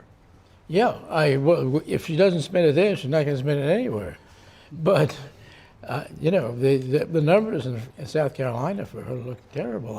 I've spent quite a bit of time recently in South Carolina. I was just at the Charleston meeting talking about my book, and I got to know a lot of the Republicans down there, and they're pretty much Trump people. I want to say something. When the campaigns die for pretty much one reason, they run out of money. Yeah. That's what happened to Ron DeSantis. When Nikki Haley runs out of money, there is no viable future for her. On that note, let's actually go to our reporter on the ground in New Hampshire, Iris Tao, who is at the Trump watch party in Nashua, New Hampshire. Iris, what do you have for us? Good evening to all of you. So as you can see, this room is pretty much empty right now after Trump's watch party is now over. And meanwhile, looking ahead to what Trump is doing in the coming days, Trump is expected to be back in the courtroom in New York tomorrow on Wednesday in a court proceeding involving former magazine columnist E. Jean Carroll. Trump is expected to testify himself in that courtroom. And he's going actually to also campaign in Las Vegas, Nevada this upcoming weekend on Saturday, where the Republican Party there is running a caucus on February 6th, which is about just in 2 weeks from now. And Trump is really continuing to toggle between the campaign trail and the courtroom here. But while Trump, as we heard tonight, is already projecting his victory in Nevada, Nikki Haley is focusing more on the next stop after Nevada, which is South Carolina. And Trump, meanwhile, saying he's confident he's going to go on to win both Nevada and South Carolina, and of course, go on to win the nomination. Back to you. Iris, thank you for that update, and thank you for staying out there at the watch party, even though it looks like everyone else has left. Now back to our panel here with our guests. On the note of the money running out, how do you see Nikki Haley dealing with this? Is she going to just stay all in until the money runs out, or will she leave potentially before that? Will she get more donations? Well, years ago, some people asked me if I'd run for Congress in California when I was for a seat that was a Republican seat, so I might have won. And the reason I didn't do it is because I would be spending the rest of my life asking for money. And this is primarily, as Democrat, Republican, Independent, that's what they do. That's what they do all day long. It's it's one of the really bad things about our culture, because you wish they would be dealing with legislation, policy, foreign policy, all the things that you would think this is all about. But it's the search for money all the time. So the answer to your question is, I bet you, I don't know Nikki Haley, I've met her, but I don't know her, that she's on the phone right now, looking for money. I guarantee you she's on that, making those calls for more donations. She has to, if she wants to be viable. And like I said, she's got to capitalize on tonight. It was a respectable finish, but not the finish she needs to draw on the big dollar donations that she needs, really. Speaking of the money, Nikki's actually come under fire for taking money from prominent Democrats. I think you mentioned that earlier. I want to talk to you about the tit for tat that former President Trump and Nikki Haley have been going at each other, both calling each other the establishment, candidate. You know, Trump says she's a neocon. She says that, you know, just look at all of the endorsements from Trump with all of the members of Congress from her state. So who is the establishment candidate? Yeah, that's a really tricky question. It is. The part that gets me, though, is what Nikki Haley comes under criticism for the most is for being a warmonger. And the reason that we would not be having that discussion had President Trump not put her in as UN ambassador. That would never even be considered. I think he strategically did that. He thinks a few steps ahead, though, because they're using that against her very effectively now, calling her a warmonger. We'd never have had that conversation had she just been governor of South Carolina. Well, you know, I think you're right about it, but I don't think he was thinking those steps ahead. You know, the reason is, I think she was good as the UN ambassador, by the way. I think she did a good job. But I think the greatest weakness that Trump had in his first administration was he made so many errors in selection of people. And he sort of admits that. So, no, I don't think he was thinking in that kind of three-dimensional chess then, but he might be now. I don't, that's different. And that does conclude our first primary of the year. We'll be covering more of this election cycle here on The Nation Decides 2024. Super Tuesday's not too far away. I'm Steve Lance. And I'm Tiffany Meier. Until next time, and good night.